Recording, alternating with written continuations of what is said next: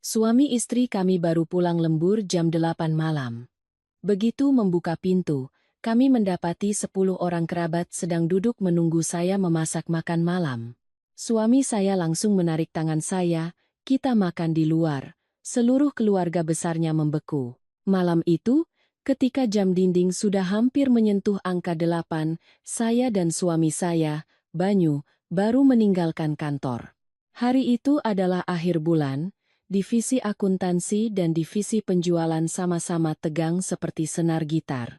Saya duduk di depan layar komputer dari pagi hingga malam, memeriksa setiap angka, mencocokkan setiap baris laporan. Mata saya perih, punggung saya pegal luar biasa, sampai-sampai saat berdiri saya harus berpegangan pada tepi meja agar tidak pusing. Kondisi Banyu tidak lebih baik dari saya. Dia bertanggung jawab atas rekapitulasi kontrak, jadi hampir sepanjang sore dia tidak beranjak dari ruang rapat. Saat kami bertemu di parkiran basement, melihat wajahnya yang kuyu, saya hanya bisa tersenyum lelah. Kami berdua tidak banyak bicara.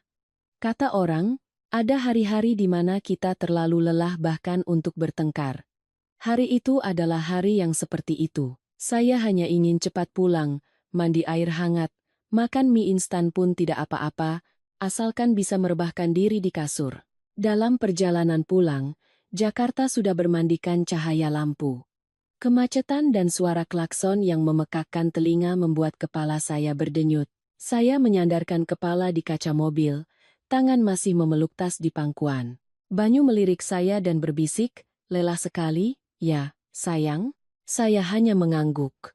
Dia menghela napas, suaranya melembut. Nanti kalau sampai rumah belum ada makanan, kita makan di luar saja.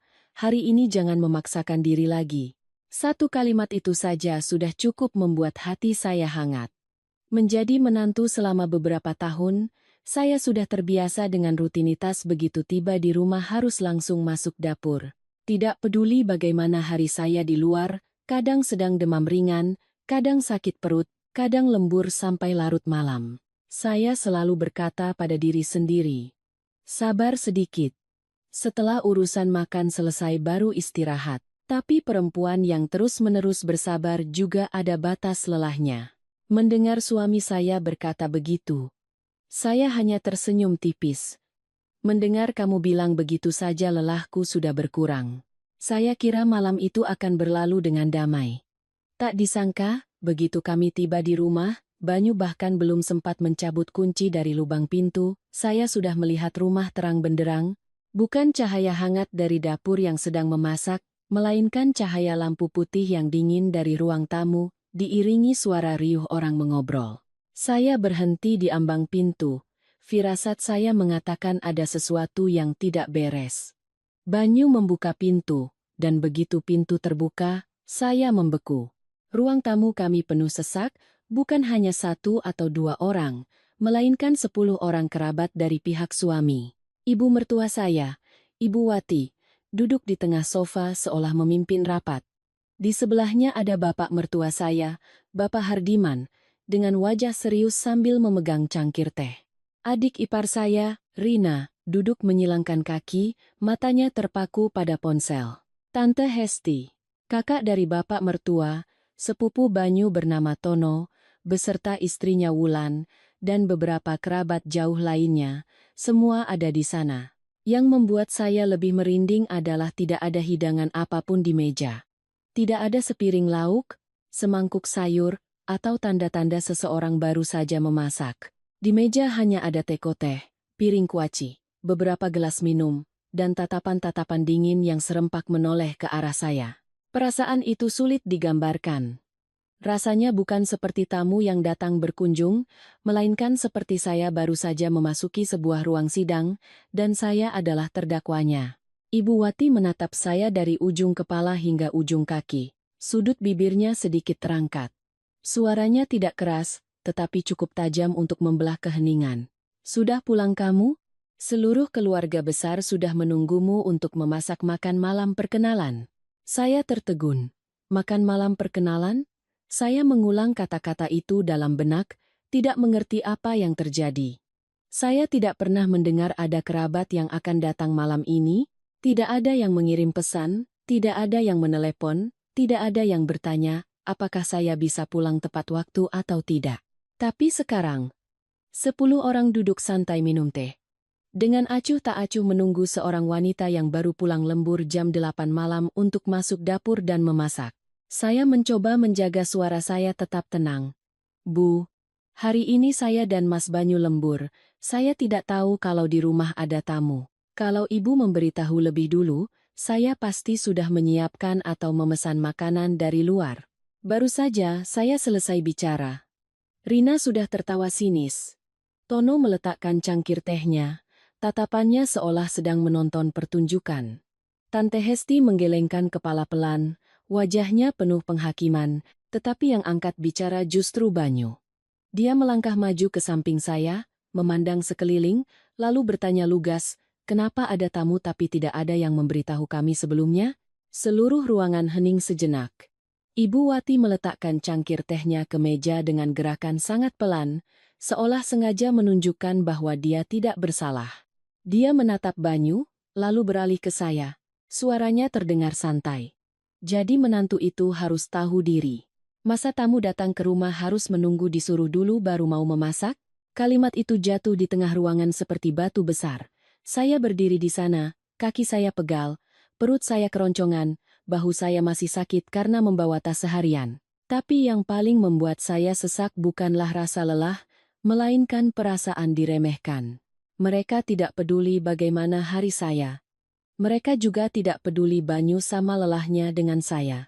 Di mata mereka, selama saya adalah menantu, meskipun baru pulang jam 8 malam, meskipun tidak diberitahu sebelumnya, meskipun ada 10 orang sehat yang duduk di sana, yang harus masuk dapur tetaplah saya. Saya menoleh ke suami saya.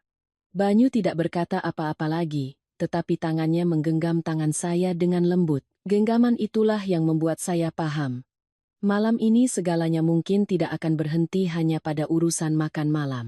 Saya menarik napas dalam-dalam, berusaha agar suara saya tidak bergetar. Puluhan pasang mata tertuju pada saya, ada yang mengamati, ada yang menunggu, ada yang seolah sudah menyiapkan cemoohan. Saya meletakkan tas di kursi dekat pintu dan berkata dengan lembut, Bu, hari ini saya dan Mas Banyu benar-benar lembur sampai malam.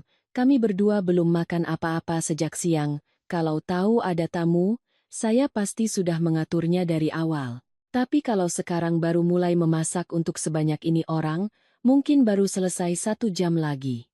Saya berbicara dengan nada normal, tanpa meninggikan suara atau berniat membantah.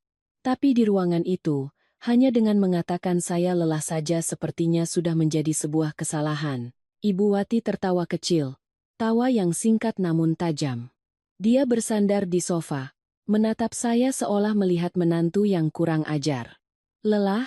Dulu ibu bekerja di sawah dari pagi buta sampai gelap, pulang ke rumah masih bisa memasak untuk 3 meja makan. Kamu hanya duduk di ruangan ber-AC seharian, mengetik beberapa kali di keyboard saja sudah mengeluh lelah. Kalimat itu membuat wajah saya panas, bukan karena malu, melainkan karena sakit hati. Saya tahu generasi sebelumnya bekerja lebih keras, saya tidak pernah menyangkal itu. Tapi kerja keras seseorang bukanlah alasan untuk meremehkan kelelahan orang lain. Saya bekerja dengan pikiran, menanggung tekanan angka, tenggat waktu, dan tanggung jawab. Salah satu angka saja bisa berdampak pada seluruh divisi. Tapi di mata ibu mertua, semua itu hanya dianggap sebagai duduk di ruangan ber-AC. Tante Hesti yang duduk di sebelahnya langsung menimpali, suaranya pelan tapi menusuk. Menantu zaman sekarang memang terlalu dimanja. Cuma urusan makan malam untuk orang tua saja sudah dianggap seperti beban berat. Dulu kami, kalau ada tamu datang, langsung menyingsingkan lengan baju ke dapur tanpa perlu disuruh. Rina bahkan tidak mengangkat wajahnya dari ponsel. Sambil menggulir layar, dia tersenyum sinis. Kakak kan kerja di kantor, bukan angkat semen, kok lelahnya segitunya? Aku lihat di internet banyak kok perempuan yang pulang kerja masih bisa urus suami dan anak. Tidak ada yang berlebihan seperti kakak. Saya menoleh ke adik ipar saya, hati saya sesak. Rina tahun ini sudah berusia awal 20-an, masih tinggal menumpang pada orang tuanya. Pagi tidur sampai siang, sore berdandan untuk pergi ke kafe, Malam pulang mengeluh lelah karena bersosialisasi. Tapi anak itu bisa dengan entengnya duduk di sana mengajari saya tentang kerja keras. Tapi saya tetap diam. Saya tidak ingin menjadi bahan tertawaan di tengah pertunjukan yang telah disiapkan ibu mertua saya. Wulan, istri dari sepupu Banyu, baru mencondongkan tubuhnya ke arah saya. Dia selalu berbicara dengan lembut, tetapi setiap kalimatnya pandai membuat orang lain tidak nyaman. Dia tersenyum tipis, "Sudahlah, Kirana. Cepat masuk dapur saja. Tidak enak kalau orang tua menunggu lama. Kita sebagai yang lebih muda, meskipun lelah sedikit, harusnya bisa mengalah demi ketentraman rumah." Saya menatapnya, lalu memandang sekeliling. Semua orang duduk dengan tenang, seolah kewajiban saya untuk memasak adalah hal yang mutlak dan tidak perlu diperdebatkan. Banyu berdiri di samping saya, raut wajahnya sudah berubah, tapi dia masih diam. Mungkin dia juga sedang melihat sampai sejauh mana ibunya akan melangkah. Saya berjalan beberapa langkah menuju dapur. Begitu melihat ke dalam, saya langsung mengerti segalanya. Di atas meja dapur, tergeletak beberapa kantong bahan makanan yang masih utuh. Sayuran masih terikat tali, ikan masih di dalam kantong plastik dengan bau amis yang mulai tercium, dan sepotong daging beku masih keras di dalam wadahnya. Panci dan wajan tertelungkup rapi di rak, kompor dingin, bahkan tidak ada satupun panci air yang sudah disiapkan. Pada saat itu, punggung saya terasa dingin. Ini bukan soal tamu yang datang mendadak, juga bukan karena semua orang terlalu sibuk. Mereka punya waktu untuk duduk minum teh, makan kuaci, mengobrol, dan menghakimi. Mereka punya waktu untuk merancang adegan di mana seluruh keluarga menunggu seorang wanita yang pulang kerja terlambat, tetapi mereka tidak punya niat sedikit pun untuk membantu. Mereka sengaja membiarkan semuanya seperti itu, menunggu saya pulang, agar saya harus menunduk dan masuk dapur di hadapan mereka. Ibu Wati mengikuti arah pandangan saya. Sepertinya sangat puas melihat saya sudah paham. Dia berkata perlahan, "Hari ini Tante Hesti datang, Paman dan bibimu juga kumpul semua. Ibu ingin lihat apa menantu di rumah ini tahu aturan atau tidak. Di luar sana kamu jabatannya apa ibu tidak peduli, tapi begitu masuk ke rumah suami, kamu harus ingat posisimu." Setiap kata yang ia ucapkan, seolah meletakkan sebuah beban di pundak saya. Saya tiba-tiba sadar, ini bukan lagi tentang makan malam. Ini adalah pertunjukan kekuasaan. Sebuah tes dominasi yang digelar secara terbuka. Mereka ingin saya mengerti, tidak peduli saya bekerja, menghasilkan uang, lelah, atau punya harga diri. Begitu saya melangkah masuk ke rumah ini, saya harus tunduk pada aturan mereka. Belum sempat saya menjawab, Banyu sudah melangkah maju, sedikit menghalangi saya. Tidak dengan ribut, tidak dengan tergesa-gesa, tetapi caranya berdiri di sana membuat seluruh ruangan seketika hening. Suaranya terdengar lebih dalam. "Bu, Banyu mau tanya jujur. Ibu mengundang keluarga besar untuk makan malam? Atau untuk mengadili istriku?" Begitu pertanyaan itu terlontar, udara di ruangan seolah membeku. Ibu Wati terperangah. Tante Hesti yang sedang memegang cangkir teh pun menghentikan gerakannya. Rina mengangkat kepalanya dari ponsel. Senyum palsu di bibir Wulan lenyap. Dan saya, yang berdiri di belakang Banyu, mendengar jantung saya berdebar kencang. Saya tahu, dia baru saja menyentuh inti masalah yang coba mereka sembunyikan. Dan sejak saat itu, makan malam yang belum tersaji ini bukan lagi sekadar urusan dapur. Ibu Wati menatap Banyu lekat-lekat. Wajahnya yang tadinya masih tenang tiba-tiba menjadi gelap. Mungkin dia tidak menyangka putra yang selama ini dia anggap selalu menjaga citra orang tua berani melontarkan pertanyaan setajam itu di depan seluruh kerabat. Dia menggebrak cangkir tehnya ke meja, airnya tumpah ke permukaan kaca. Suaranya terdengar dingin. "Apa maksudmu bicara seperti itu? Ibu hanya ingin istrimu tahu aturan di rumah ini, tapi kamu sudah buru-buru membelanya. Laki-laki macam apa yang mau disetir istri?" Begitu kalimat disetir istri keluar, beberapa kerabat saling pandang. Ada yang menyeringai, ada yang pura-pura menunduk minum teh, tetapi matanya tetap melirik ke arah saya. Saya berdiri di belakang Banyu, tanpa sadar meremas tali tas saya. Selama bertahun-tahun menjadi menantu, saya sudah sering mendengar ucapan pedas, tetapi hari ini terasa lebih menyakitkan karena mereka tidak hanya menyerang saya, tetapi juga mencoba membuat pembelaan suami saya terlihat sebagai sesuatu yang memalukan. Ibu Wati belum berhenti. Dia berdiri, suaranya meninggi. Anak laki-laki di keluarga ini kalau sampai membiarkan istri menginjak-injak kepalanya, mau ditaruh di mana harga diri keluarga? Baru beberapa tahun menikah sudah lupa orang tua, lupa kerabat, begitu, Banyu. Bapak Hardiman yang duduk di sebelahnya berdeham dan meletakkan cangkir tehnya. Dia tidak membentak seperti istrinya, tetapi setiap katanya terasa lebih berat.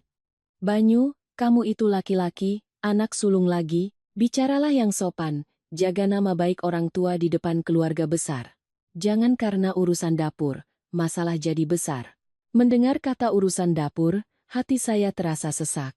Bagi mereka, semua kelelahan saya, semua rekayasa ini, semua tatapan menghakimi malam ini, pada akhirnya hanya disebut sebagai urusan dapur. Dan jika saya bereaksi, jika Banyu membela saya, kami langsung dicap durhaka dan mempermalukan keluarga. Lingkaran setan yang menjerat perempuan di rumah mertua selama ini, baru sekarang saya melihatnya dengan begitu jelas. Banyu terdiam beberapa saat. Dia menatap ibunya, lalu ayahnya. Tatapannya tenang tetapi lebih dingin dari sebelumnya. Kemudian dia memandang berkeliling pada orang-orang yang duduk di ruang tamu. Tidak ada yang bicara. Semua seolah menunggu apakah dia akan menunduk dan meminta maaf. Tetapi Banyu hanya berkata dengan sangat jelas, kata demi kata.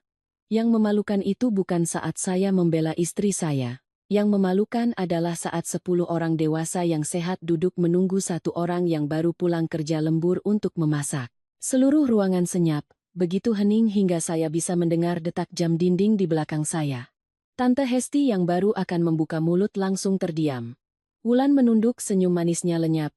Tono yang bersandar di kursi, ekspresi mengeyek di wajahnya membeku.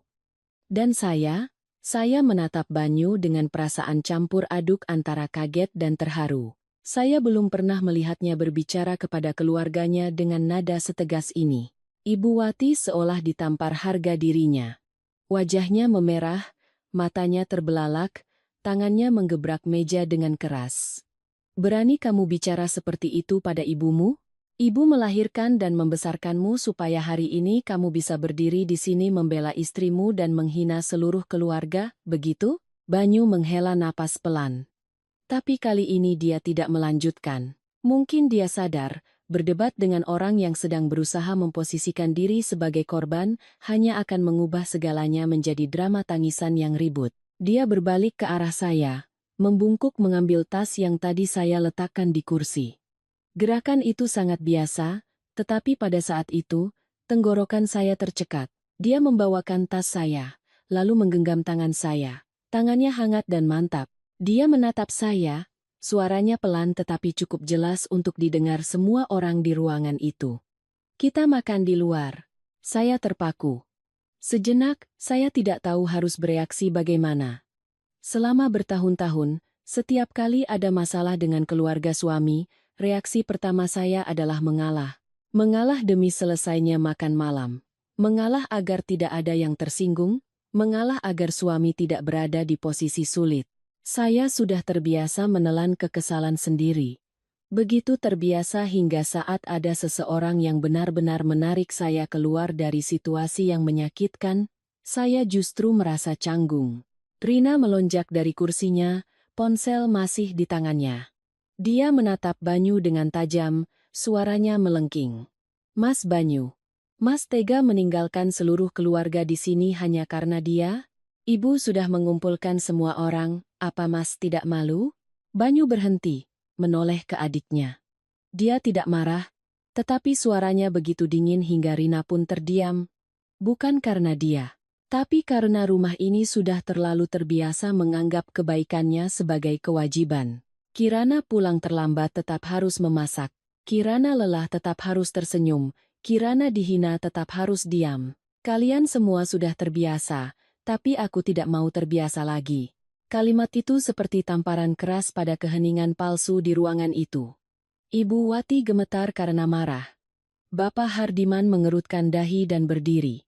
Tante Hesti menggumamkan sesuatu tentang etika keluarga, tetapi suaranya tidak lagi seyakin sebelumnya.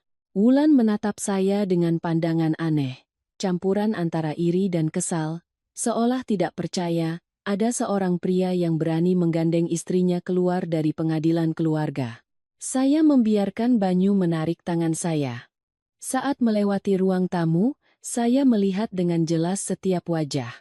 Rina ternganga. Tono marah tetapi tidak bisa berkata apa-apa. Tante Hesti kaku. Cangkir teh di tangannya tidak juga diletakkan. Dan Ibu Wati, berdiri membeku di tengah ruangan. Wajahnya pucat pasi karena dipermalukan oleh putranya sendiri di depan seluruh kerabat. Di ambang pintu, Banyu berhenti sejenak. Tanpa menoleh, dia hanya berkata, kalau semua lapar, bisa pesan makanan sendiri. Istri saya dan saya hari ini juga lapar, dan kami juga perlu makan selayaknya manusia. Selesai berkata, dia membuka pintu dan menarik saya keluar. Pintu tertutup di belakang kami, meredam suara bisik-bisik dan tatapan tajam di dalam. Angin malam menyapu wajah saya, terasa sejuk.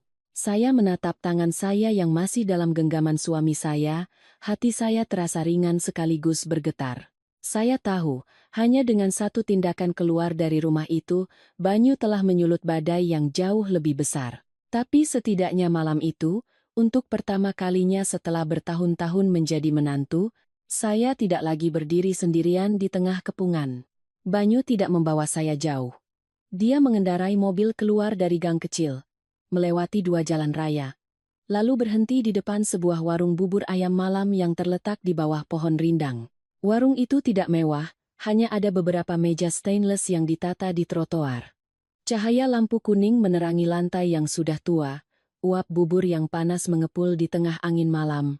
Tapi entah kenapa, begitu turun dari mobil, hati saya terasa sedikit lebih tenang. Setidaknya di sini, tidak ada yang menatap saya seolah saya bersalah hanya karena belum sempat memasak. Banyu menarik kursi untuk saya, lalu memesan pada penjualnya. Bu, bubur ayam 1 ya, yang panas. Jangan pedas, istri saya punya sakit maag. Mendengar itu, hidung saya tiba-tiba terasa perih. Ternyata dia masih ingat. Beberapa hari ini perut saya terasa nyeri, tapi saya hanya minum obat seadanya dan tetap bekerja. Karena akhir bulan pekerjaan menumpuk, saya tidak berani izin. Di rumah tadi, tidak ada yang bertanya apakah saya lapar atau sakit. Tapi di warung kecil pinggir jalan ini, satu kalimat dari suami saya membuat saya merasa dihargai sebagai manusia. Saya duduk, kedua tangan saya di atas lutut masih sedikit gemetar. Bukan karena takut pada Ibu Wati atau apa yang akan dibicarakan kerabat di belakang kami. Saya gemetar karena semua terjadi begitu tiba-tiba. Dari seseorang yang terbiasa mengalah, terbiasa diam demi ketenangan, tiba-tiba suami saya menggandeng tangan saya keluar dari lingkaran itu. Rasanya lega sekaligus gamang, seperti orang yang lama terkurung tiba-tiba melihat pintu terbuka. Banyu duduk di hadapan saya. Dia tidak langsung bicara, hanya menuangkan teh hangat dan menyodorkannya pada saya. Saya menatapnya. Akhirnya tidak tahan untuk bertanya pelan, kamu tidak menyesal? Di dalam kan ada bapak, ibu, dan semua kerabat. Ibu pasti marah sekali. Banyu menatap meja sejenak, matanya terlihat lebih lelah daripada saat pulang kerja tadi. Dia menggeleng. Aku hanya menyesal karena sudah membiarkanmu menanggung hal seperti ini terlalu lama. Kalimat itu membuat saya terdiam. Bubur dihidangkan, uapnya yang panas menerpa wajah saya, tetapi tenggorokan saya tercekat, sulit menelan. Banyu mengambil sendok, mengaduk bubur perlahan agar tidak terlalu panas, baru kemudian berkata lagi, hari ini ibu sudah keterlaluan. Aku tahu ibu orangnya sulit. Aku tahu ibu sering menekankan soal peran menantu. Tapi aku tidak menyangka ibu akan memanggil seluruh keluarga besar hanya untuk memaksamu seperti ini. Saya menatapnya. Kamu tahu sebelumnya. Banyu terdiam beberapa detik, lalu menghela napas. Tidak tahu persis. Tapi beberapa hari yang lalu, aku sempat dengar ibu bicara di telepon dengan Tante Hesti. Ibu bilang, belakangan ini Kirana sudah mulai punya jabatan, harus diluruskan dari sekarang, kalau tidak nanti dia tidak akan menganggap keluarga suami. Dia berhenti, suaranya merendah. Waktu itu aku pikir ibu hanya bicara karena kesal. Aku tidak menyangka ibu benar-benar merencanakan ini. Mendengar itu, tangan saya terasa dingin. Ternyata makan malam ini bukan kebetulan. Bukan karena tamu datang mendadak, juga bukan karena kelalaian. Dari awal sampai akhir, ini adalah sebuah skenario yang telah disiapkan. Ibu Wati ingin ada banyak saksi. Dia ingin saya pulang dalam keadaan paling lelah, lalu memaksa saya masuk dapur untuk melihat apakah saya berani menolak. Jika saya menurut, dia menang. Karena itu membuktikan bahwa menantu, sehebat apapun di luar, harus tetap tunduk di rumah suami. Jika saya menolak, dia punya alasan lebih kuat untuk menyebut saya pembangkang di depan seluruh keluarga. Banyu melanjutkan, suaranya pelan tapi jelas. Ibu ingin menggunakan penilaian kerabat untuk memaksamu masuk ke dalam cetakannya. Satu orang bilang kamu malas, dua orang bilang kamu tidak tahu adat. Lalu semua orang menatapmu. Ibu pikir dengan begitu kamu akan takut dan menurut. Saya tersenyum tipis, tapi hati saya tidak merasa senang. Jadi aku bukan menantu, tapi kelinci percobaan. Banyu menatap saya dengan iba. Maafkan aku, saya menggeleng. Bukan kamu yang merencanakannya. Dia langsung menjawab. Tapi aku suamimu. Membiarkan ini terjadi sekali saja sudah menjadi kesalahanku. Saya menunduk menyuap sesendok bubur. Rasa hangatnya menjalar ke tenggorokan, membuat perut saya sedikit lebih nyaman. Di benak saya kembali terbayang tatapan Ibu Wati tadi. Tatapan itu bukan sekadar amarah, melainkan tatapan kontrol. Tatapan seseorang yang merasa kehilangan kekuasaan, sehingga harus menarik orang lain kembali ke posisi yang ia inginkan. Banyu seolah mengerti apa yang saya pikirkan. Belakangan ini kamu dapat promosi jadi supervisor. Ibu tidak senang. Tangan saya berhenti. Promosi saya baru diumumkan di internal kantor. Saya memang memberitahu Banyu, tapi saya tidak pernah pamer di depan keluarga suami. Bagaimana ibu tahu? Banyu mengerutkan dahi. Aku pernah cerita sekali ke Bapak, hanya bilang kamu dipercaya atasan. Tidak kusangka ibu mendengarnya. Sejak saat itu, ibu terus menyindir kalau perempuan sudah bisa cari uang sendiri akan mulai meremehkan keluarga suami. Hati saya terasa berat.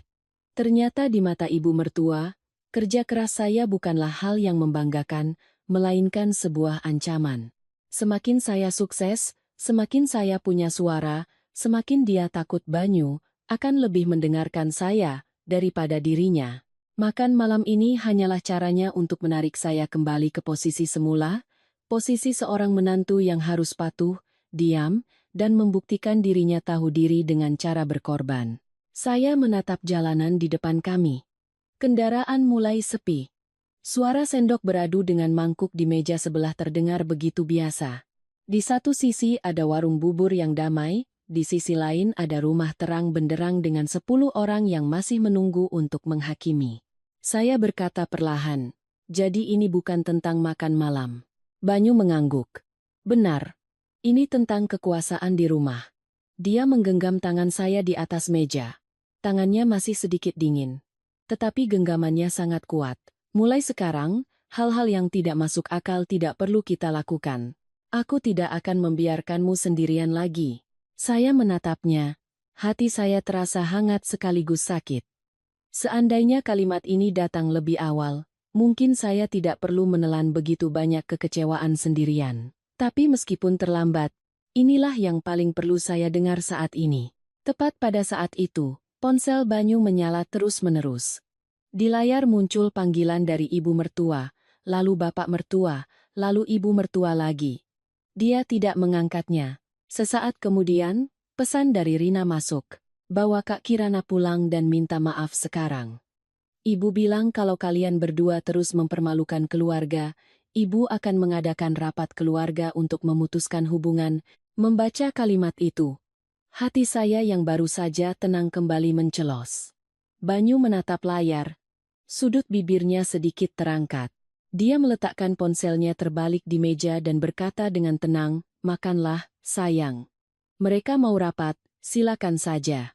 Tapi kali ini, yang harus mendengarkan bukan hanya kamu. Saya hanya sanggup makan setengah mangkuk. Bukan karena tidak enak, tapi karena pesan dari Rina terus berputar di kepala saya. Rapat keluarga untuk memutuskan hubungan. Terdengar seperti ancaman kekanak-kanakan. Tapi bagi keluarga suami saya, kata keluarga besar tidak pernah main-main. Di sana, setiap ucapan dari paman tertua, setiap anggukan dari para sesepuh, bisa mengubah masalah pribadi menjadi sebuah vonis seumur hidup bagi seorang menantu. Banyu membayar, lalu kami pulang. Di jalan dia tidak banyak bicara. Saya juga diam. Hanya menatap deretan rumah yang berlalu di balik jendela. Aneh sekali. Saat keluar dari rumah tadi, saya merasa bebas. Tapi ketika mobil berbalik menuju gang yang sama, jantung saya mulai berdebar kencang. Saya tahu, begitu pintu itu terbuka, yang menunggu kami bukan lagi makan malam yang tertunda.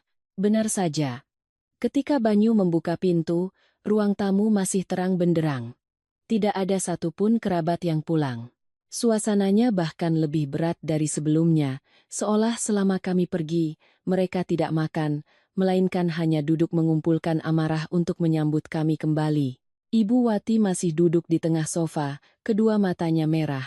Tapi saya tahu itu bukan karena menangis, melainkan karena marah, karena harga dirinya tersinggung oleh putranya sendiri. Begitu kami masuk, dia langsung melonjak berdiri. "Sudah pulang kalian? Enak makannya?" Meninggalkan seluruh keluarga menunggu, sementara kalian berdua asyik makan di luar. Beruntung sekali keluarga ini punya menantu sepertimu. Belum sempat saya menjawab, dia sudah menoleh ke semua orang, suaranya tercekat tetapi setiap katanya tajam. "Paman, Tante, lihat kan? Omongan saya tidak salah. Menantu zaman sekarang sudah tidak tahu sopan santun. Orang tua duduk di rumah, dia berani-beraninya pergi. Hari ini dia keluar dari dapur, besok dia akan keluar dari rumah ini." Kalimat terakhir itu ia ucapkan dengan sangat jelas dan perlahan, seolah sengaja memakukannya di telinga saya. Saya berdiri diam, hati saya dingin. Ternyata di matanya, saya tidak memasak berarti saya tidak lagi punya hak tinggal di rumah ini. Sebuah makan malam tiba-tiba menjadi alasan untuk mengusir menantu. Sekali dibela suami tiba-tiba menjadi dosa besar. Baru saja saya akan membuka mulut, Banyu sudah angkat bicara lebih dulu. Suaranya tidak keras, tapi cukup membuat seluruh ruangan hening. "Rumah ini adalah rumah kami berdua. Tidak ada yang berhak mengusir Kirana dari sini." Hanya dengan satu kalimat itu, raut wajah Ibu Wati berubah drastis. Tidak ada lagi ekspresi sedih. Matanya berkilat cepat, campuran antara marah dan waspada. Saya berdiri di samping Banyu, melihat ekspresi itu dan hati saya tiba-tiba terenyuh. Sepertinya, dia baru saja menyentuh hal yang benar-benar menjadi perhatian ibunya. Bukan makan malam, bukan sopan santun, melainkan rumah ini. Tante Hesti menggebrak cangkir tehnya ke meja, suaranya menyindir. "Rumah kalian berdua? Banyu, Tante dengar rumah ini dibangun di atas tanah warisan leluhur keluarga kita. Kalau bicaramu seperti itu, kedengarannya sombong sekali." Suasana di ruangan langsung berubah. Saya bisa merasakannya dengan jelas. Tadi mereka masih bicara soal menantu, dapur, dan sopan santun.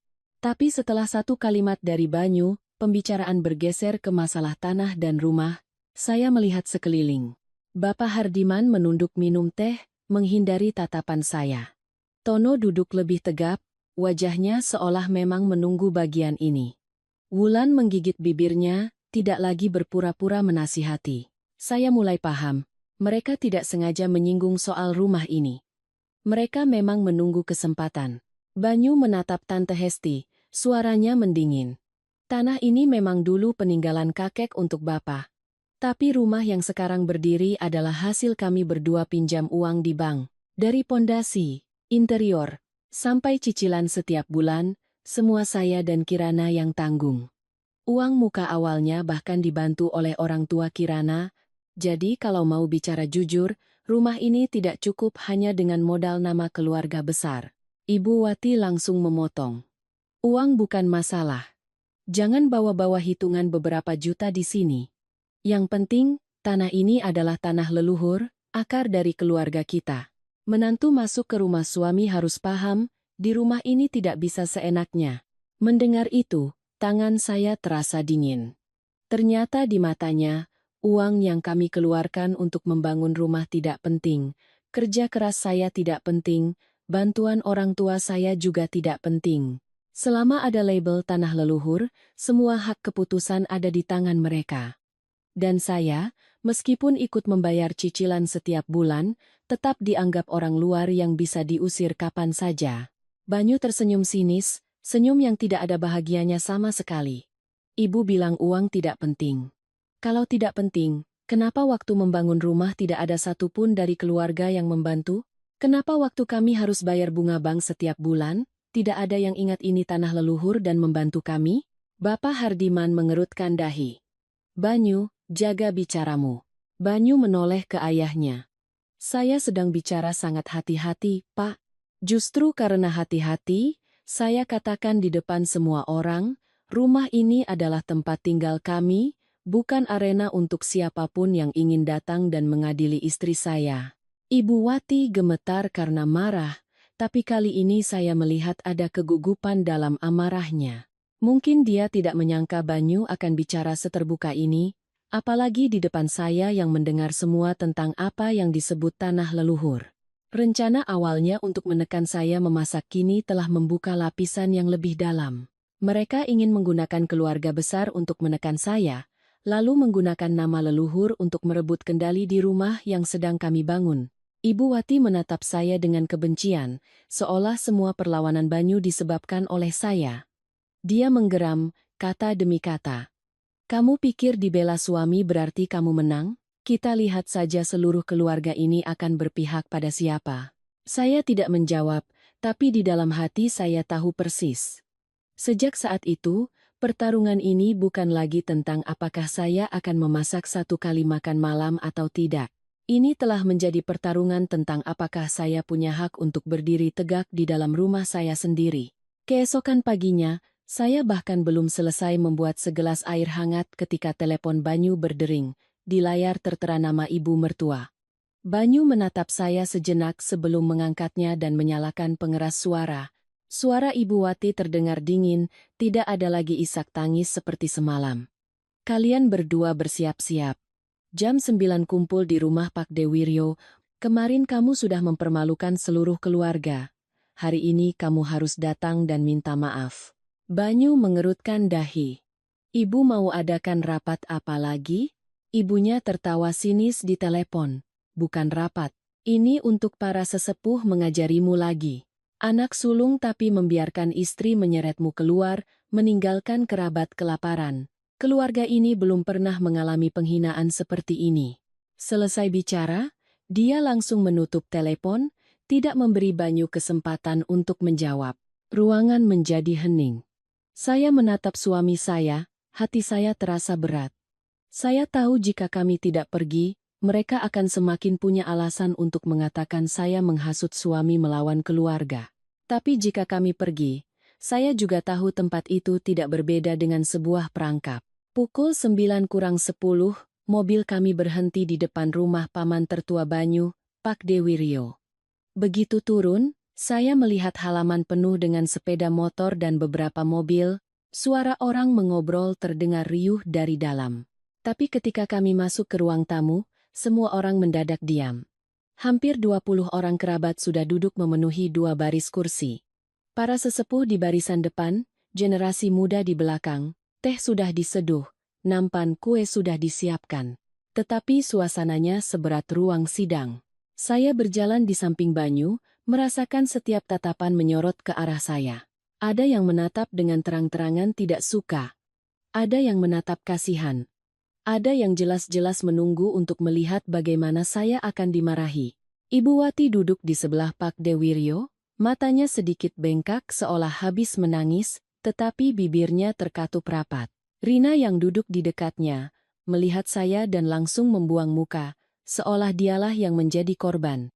Pak Dewiryo adalah seorang pria berusia 60-an, tubuhnya kurus, suaranya serak tetapi sangat dihormati di keluarga. Dia mengangkat cangkir tehnya, menyesap sedikit, lalu meletakkannya dengan keras di meja. Suara cangkir beradu dengan kayu terdengar kering, membuat seluruh ruangan senyap. Dia menatap lurus ke arah Banyu dan langsung bertanya, "Kamu benar-benar mau melawan seluruh keluarga demi seorang perempuan?" Mendengar kata seorang perempuan, punggung saya terasa dingin. Belum sempat Banyu menjawab, Ibu Wati sudah menyeka sudut matanya dengan sapu tangan, suaranya tercekat. "Pakde, para sesepuh, lihatlah." Sejak menikah dengan Kirana, Banyu berubah total. Dulu dia anak yang sangat berbakti, selalu memikirkan orang tua dan keluarga. Tapi sekarang, ibu bicara satu kata, dia membantah satu kata, kemarin di depan semua orang dia menarik istrinya keluar untuk makan, meninggalkan seluruh keluarga. Saya sebagai ibu malu sekali. Rina langsung menimpali, suaranya penuh kekesalan. Bukan cuma itu, Pak De. Kak Kirana juga menghasut Mas Banyu untuk menjauh dari keluarga, punya keuangan sendiri, semua urusan dengarnya istri. Kalau ada acara keluarga menghindar, tapi begitu bicara soal rumah, langsung mereka klaim itu milik mereka berdua. Mendengar itu, saya tertawa sangat pelan. Semua tuduhan itu begitu tidak masuk akal hingga saya tidak tahu harus marah atau kasihan pada kelicikan mereka. Tapi tawa saya belum sempat terdengar, Tante Hesti sudah menggebrak pegangan kursi. Dia menatap saya dengan tajam. "Tertawa apa kamu? Kamu pikir kamu tidak bersalah? Dari awal saya sudah bilang jangan menikahinya. Kalau dulu Banyu menikah dengan Alia, keluarga ini tidak akan seperti sekarang. Seluruh keluarga tidak akan kesulitan seperti beberapa tahun ini." Nama itu jatuh di tengah ruangan seperti batu yang dilempar ke permukaan air yang membeku. "Alia." Saya belum pernah mendengar Banyu menyebut nama ini dengan jelas. Beberapa kali saya melihat sorot penyesalan di mata ibu mertua saat bicara tentang jodoh baik di masa lalu, tapi saya tidak pernah bertanya lebih jauh. Saya menoleh ke suami saya. Banyu berdiri di samping saya, rahangnya mengeras. Tangannya menggenggam tangan saya lebih erat, seolah dia tahu cepat atau lambat masalah ini akan diungkit. Seorang bibi yang duduk di dekat pintu menatap saya, suaranya campuran antara kasihan dan penasaran. "Kirana pasti belum tahu ya?" Pantas wajahnya bingung. Saya tahu, dalam ucapannya tidak ada simpati, hanya ada kegembiraan seseorang yang baru saja menyaksikan sebuah rahasia terungkap. Banyu menoleh ke saya dan berbisik, "Sayang, nanti aku jelaskan." Tapi Pak De Wiryo sudah angkat bicara lebih dulu, dingin dan penuh wibawa. "Tidak perlu disembunyikan lagi. Sudah sampai sejauh ini, dia harus tahu kenapa seluruh keluarga tidak menerimanya." Pak De Wiryo menatap saya, lalu bercerita perlahan. "Tahun itu, sebelum mengenal saya, Banyu dijodohkan oleh keluarga dengan Alia, putri seorang pemilik perusahaan bahan bangunan besar.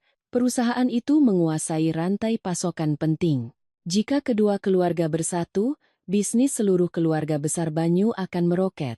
Kedua belah pihak sudah bertemu, sudah membahas pernikahan, undangan bahkan hampir dicetak. Pada saat yang sama, sebuah kontrak besar sedang menunggu untuk ditandatangani.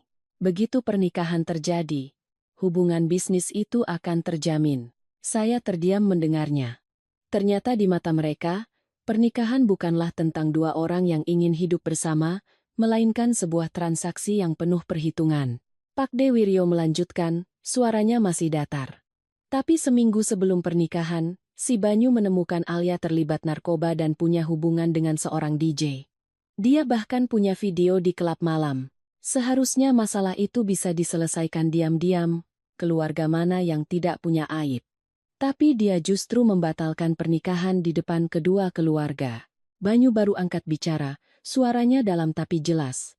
"Saya tidak membesar-besarkan masalah. Saya hanya tidak mau menjual hidup saya demi sebuah kontrak." Bapak Hardiman langsung membentak. "Diam kamu. Dulu Bapak sudah bilang, nikahi saja dia, nanti mau hidup bagaimana terserah. Kepentingan seluruh keluarga lebih penting daripada kelakuan seorang perempuan. Keras kepalamu itu yang membuat keluarga mereka malu, membatalkan kontrak, dan membuat perusahaan kita terpuruk sampai sekarang." Saya menatap bapak mertua saya, hati saya mendingin. Seorang ayah bisa menyuruh putranya untuk tetap menikahi wanita yang sudah tidak ia percayai, asalkan kepentingan keluarga terjaga. Saya tiba-tiba mengerti kenapa mereka tidak pernah benar-benar menerima saya. Bukan karena saya berbuat salah, tapi karena saya muncul setelah sebuah transaksi pernikahan gagal. Tante Hesti menunjuk lurus ke arah saya, suaranya pedas. Karena tidak jadi menikahi Alia, makanya dia menikahimu. Kamu masuk ke keluarga ini saat kami semua kehilangan banyak uang dan kesempatan, tapi masih tidak tahu diri, malah membuat suamimu melawan kerabat. Apa kamu tahu gara-gara kalian berdua, keluarga ini rugi besar? Saya berdiri diam, mendengar jantung saya berdetak sangat pelan. Kata-kata itu berat, tapi anehnya, saya tidak merasa kecil. Sebaliknya, saya mulai melihat kebenaran dengan jelas. Mereka tidak membenci saya karena saya tidak memasak semalam. Mereka membenci saya karena saya adalah bukti hidup bahwa Banyu pernah memilih harga diri daripada keuntungan. Dan sejak saya masuk ke rumah itu, seluruh keluarga diam-diam telah membuat saya membayar sebuah utang yang tidak pernah saya pinjam. Setelah ucapan Tante Hesti, seluruh ruangan seolah mendapat kesempatan untuk meluapkan semua yang terpendam selama bertahun-tahun. Tatapan yang tadinya hanya dingin kini berubah menjadi tuduhan terang-terangan. Saya berdiri di tengah ruang tamu, tiba-tiba merasa bukan seperti menantu yang dipanggil untuk dinasihati, melainkan seperti kambing hitam untuk semua kegagalan sebuah keluarga besar. Seorang paman yang dari tadi hanya diam merokok di dekat jendela, menyeringai. Intinya, sejak dia menikah denganmu, bisnis keluarga terus menurun. Dulu kita sudah mau bangkit, semua orang kira keluarga kita akan berubah nasib. Tiba-tiba si Banyu batal nikah dengan Alia lalu malah menikahimu. Memang ada hal-hal yang kelihatannya tidak cocok secara hoki. Wulan mendengar itu dan langsung menghela napas. Helaan napas yang pura-pura prihatin, padahal hanya menunggu untuk menusuk lebih dalam. Dia menatap saya, suaranya lembut. Jangan tersinggung ya, Kirana. Tapi memang ada orang yang begitu masuk ke rumah mertua, rumah itu jadi adem ayem. Ada juga yang begitu masuk, masalah datang terus. Soal hoki atau tidak, kata orang tua dulu kan ada benarnya. Saya terdiam sejenak. Jika ini adalah saya yang dulu, mungkin saya akan menunduk pasrah dan membiarkan Banyu yang bicara atau membiarkan segalanya berlalu. Tapi saat itu, saya tiba-tiba merasa lelah. Lelah mendengar orang menyalahkan saya atas kegagalan mereka. Lelah karena status menantu selalu dijadikan sasaran. Saya mengangkat kepala, menatap lurus ke setiap orang, dan bertanya dengan sangat perlahan. Seandainya hari itu Mas Banyu tetap menikahi Mbak Alia, lalu kemudian masalah narkoba, video di klub malam, dan perselingkuhannya terungkap ke publik, bahkan sampai ditangani polisi, apa keluarga kita masih punya muka? Seluruh ruangan terdiam. Tidak ada yang menyangka saya berani bicara setegas itu. Masalah yang mereka coba samarkan dengan sebutan kenakalan masa muda yang bisa diselesaikan diam-diam, kini saya sebutkan dengan gamblang, membuat semua orang bungkam. Paman yang sedang merokok pun menghentikan gerakannya, abu rokoknya jatuh ke lantai. Wulan menggigit bibirnya, tidak lagi bisa mempertahankan ekspresi lembutnya. Tante Hesti mengerutkan dahi, tidak menemukan kata untuk membalas. Ibu Wati langsung berteriak, suaranya melengking seolah ingin memecah keheningan yang merugikan pihaknya. Kamu tahu apa? Setidaknya Alia bisa membawa keuntungan untuk keluarga ini. Keluarganya punya uang, punya koneksi, punya perusahaan besar. Kamu bawa apa? Hanya bawa mulut untuk membantah suami dan mertua. Banyu tertawa. Tawa yang sangat pelan tetapi begitu dingin hingga saya pun menoleh padanya. Sejak masuk ke ruangan ini, dia berusaha tenang. Tapi ketika mendengar ibunya sendiri mengatakan seorang wanita dengan masalah karakter yang serius lebih menguntungkan daripada istrinya, tatapannya benar-benar berubah. Dia menatap Ibu Wati, bukan lagi dengan tatapan anak yang mencoba menjelaskan, melainkan tatapan seorang pria yang baru saja melihat kekejaman dari kerabatnya sendiri. Dia bertanya, Ibu benar-benar ingin saya menikahi seseorang yang memakai narkoba dan mengkhianati saya hanya demi sebuah kontrak?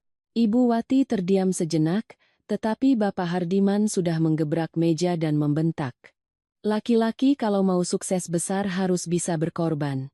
Kamu pikir hidup ini hanya tentang cinta? Begitu banyak orang di keluarga ini yang bergantung pada kerja sama itu. Tapi kamu hancurkan semuanya karena gengsi pribadimu. Banyu menoleh ke ayahnya, suaranya mengeras. Manusia bukan barang dagangan. Pernikahan bukan kontrak jual-beli di mana orang tua bisa menempatkan anaknya di atas meja dan tawar-menawar dengan orang lain. Wajah Bapak Hardiman memucat karena marah. Dia hendak berdiri tetapi Pak Dewiryo memberi isyarat untuk menahannya. Namun, suasana di ruangan sudah tegang seperti senar gitar. Lalu Banyu mengeluarkan ponselnya. Dia membuka kunci dan menggulir layar dengan cepat. Saya menatapnya dengan sedikit cemas, tidak tahu apa yang akan dia lakukan.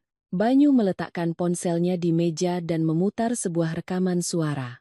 Awalnya hanya suara statis, lalu suara seorang wanita terdengar jelas, suara Tante Hesti, tetapi terdengar lebih muda dan lebih galak. Dia pakai narkoba juga biarkan saja. Nikah dulu, urus belakangan. Anak orang kaya mana yang tidak nakal sedikit? Yang penting kontraknya harus ditandatangani. Seluruh ruangan membeku. Tante Hesti melonjak berdiri, wajahnya pucat pasi. Kamu merekamku? Banyu tidak menjawab, hanya memutar rekaman lain. Kali ini suara Bapak Hardiman, nama baik bisa dibeli kembali, tapi kontrak yang hilang itu yang mematikan. Setelah menikah, kalau tidak bisa hidup bersama, punya anak satu dulu baru dipikirkan lagi. Yang penting kedua keluarga sudah terikat. Setiap kata bergema di ruangan tertutup itu, merobek topeng kewibawaan para sesepuh di depan mata saya. Saya melihat sekeliling. Ada yang menunduk, ada yang pucat, ada yang pura-pura tidak mendengar.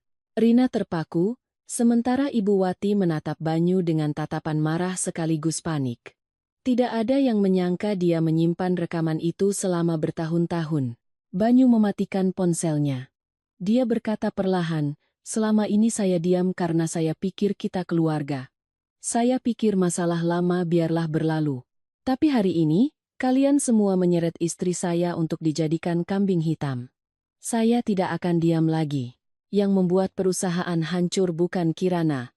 Yang membuat kontrak gagal juga bukan Kirana. Tapi karena kalian semua ingin menggunakan pernikahan saya untuk menutupi sebuah kerjasama yang kotor. Ibu Wati gemetar karena marah. Dia menunjuk lurus ke arah saya. Suaranya mendesis. Semua ini gara-gara dia. Sejak ada dia, kamu berubah total. Dulu kamu tidak pernah berani bicara seperti ini pada ibumu. Banyu menggenggam tangan saya, menarik saya untuk berdiri lebih dekat dengannya. Dia menatap lurus ke ibunya, setiap katanya seberat batu yang jatuh ke lantai. Bukan saya yang berubah. Dulu saya yang bodoh karena berpikir keluarga itu harusnya saling menyayangi. Kalimat itu membuat seluruh keluarga membeku. Saya melihat Pak Dewiryo sedikit menunduk. Bapak Hardiman menggeram. Ibu Wati berdiri kaku. Wajahnya pucat pasi karena ucapan putranya menusuk tepat di titik terlemahnya. Topeng keluarga yang selama ini ia gunakan untuk mengendalikan anak-anaknya. Tepat pada saat itu, Rina tiba-tiba menangis. Dia melempar ponselnya ke kursi dan berteriak. Mas Banyu memang hebat. Semua orang salah, hanya Mas yang benar. Apa Mas tahu? Gara-gara Mas batal nikah, aku jadi gagal kuliah di luar negeri? Keluarga Alia sudah janji mau membiayai aku, janji mau memasukkan aku ke perusahaan mereka. Semuanya hancur karena Mas, dan sekarang Mas masih membela dia. Saya berdiri diam menatap Rina. Baru pada saat itulah saya benar-benar mengerti. Setiap orang di ruangan ini pernah berharap mendapatkan keuntungan dari pernikahan yang telah ditolak oleh Banyu. Ada yang kehilangan kontrak, ada yang kehilangan uang, ada yang kehilangan kesempatan, ada yang kehilangan muka. Dan karena mereka tidak berani mengakui keserakahan mereka, tidak berani mengakui bahwa mereka pernah ingin menjual kebahagiaan anak mereka demi keuntungan, mereka butuh seseorang untuk disalahkan. Dan orang itu, selama bertahun-tahun ini, adalah saya. Setelah rapat keluarga hari itu, kami hampir tidak pernah lagi datang ke rumah utama. Banyu berkata terus terang kepada orang tuanya bahwa dia butuh waktu untuk berpikir. Sementara saya sadar lebih baik tidak muncul di hadapan Ibu Wati untuk sementara waktu. Ada konfrontasi yang cukup terjadi sekali untuk membuat orang melihat isi hati masing-masing. Rumah kami kembali sunyi seperti biasa. Tapi kesunyian itu bukan lagi kedamaian.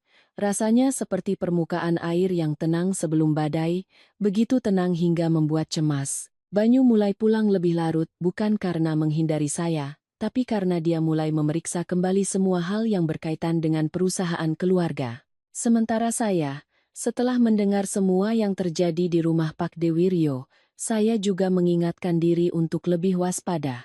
Saya tidak lagi menganggap Ibu Wati hanya sebagai ibu mertua yang sombong. Dia sudah terbiasa menggunakan kata keluarga untuk memaksa orang lain tunduk. Orang seperti itu, ketika dilawan oleh putranya sendiri di depan seluruh kerabat, pasti tidak akan tinggal diam. Beberapa hari kemudian, seperti firasat saya, dia mulai menunjukkan gelagat aneh. Saya perhatikan dia terus-menerus menelepon seseorang saat siang hari, ketika rumah utama sepi. Awalnya saya tidak peduli, tetapi suatu kali saat saya kembali untuk mengambil beberapa dokumen untuk Banyu, saya melewati ruang tamu dan mendengar suaranya yang sangat pelan. Iya, siapkan saja berkasnya dulu. Harus cepat sebelum si Kirana bikin masalah. Dia tidak sesederhana yang saya kira. Saya berhenti di balik dinding, jantung saya berdebar kencang. Saya tidak bisa mendengar apa yang dikatakan orang di seberang telepon, hanya mendengar Ibu Wati melanjutkan. Soal tanda tangan, biar pihak saya yang urus. Yang penting tambahkan nama sebagai pemilik bersama, sisanya nanti kita pikirkan lagi. Saya berdiri membeku selama beberapa detik, lalu diam-diam pergi. Di benak saya langsung terlintas dua kata, rumah kami. Sejak hari itu, saya mulai diam-diam mengawasi. Saya tidak langsung memberitahu siapapun, bahkan Banyu. Bukan karena tidak percaya, tapi karena saya ingin memastikan saya tidak salah dengar.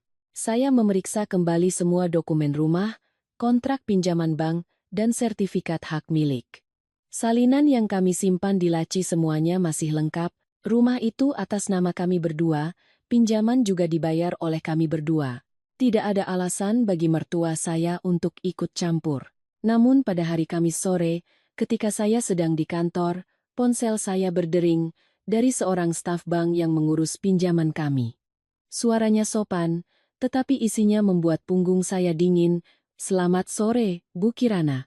Kami menelepon untuk mengkonfirmasi ulang permintaan pembaruan informasi pemilik bersama terkait aset jaminan ibu dan bapak.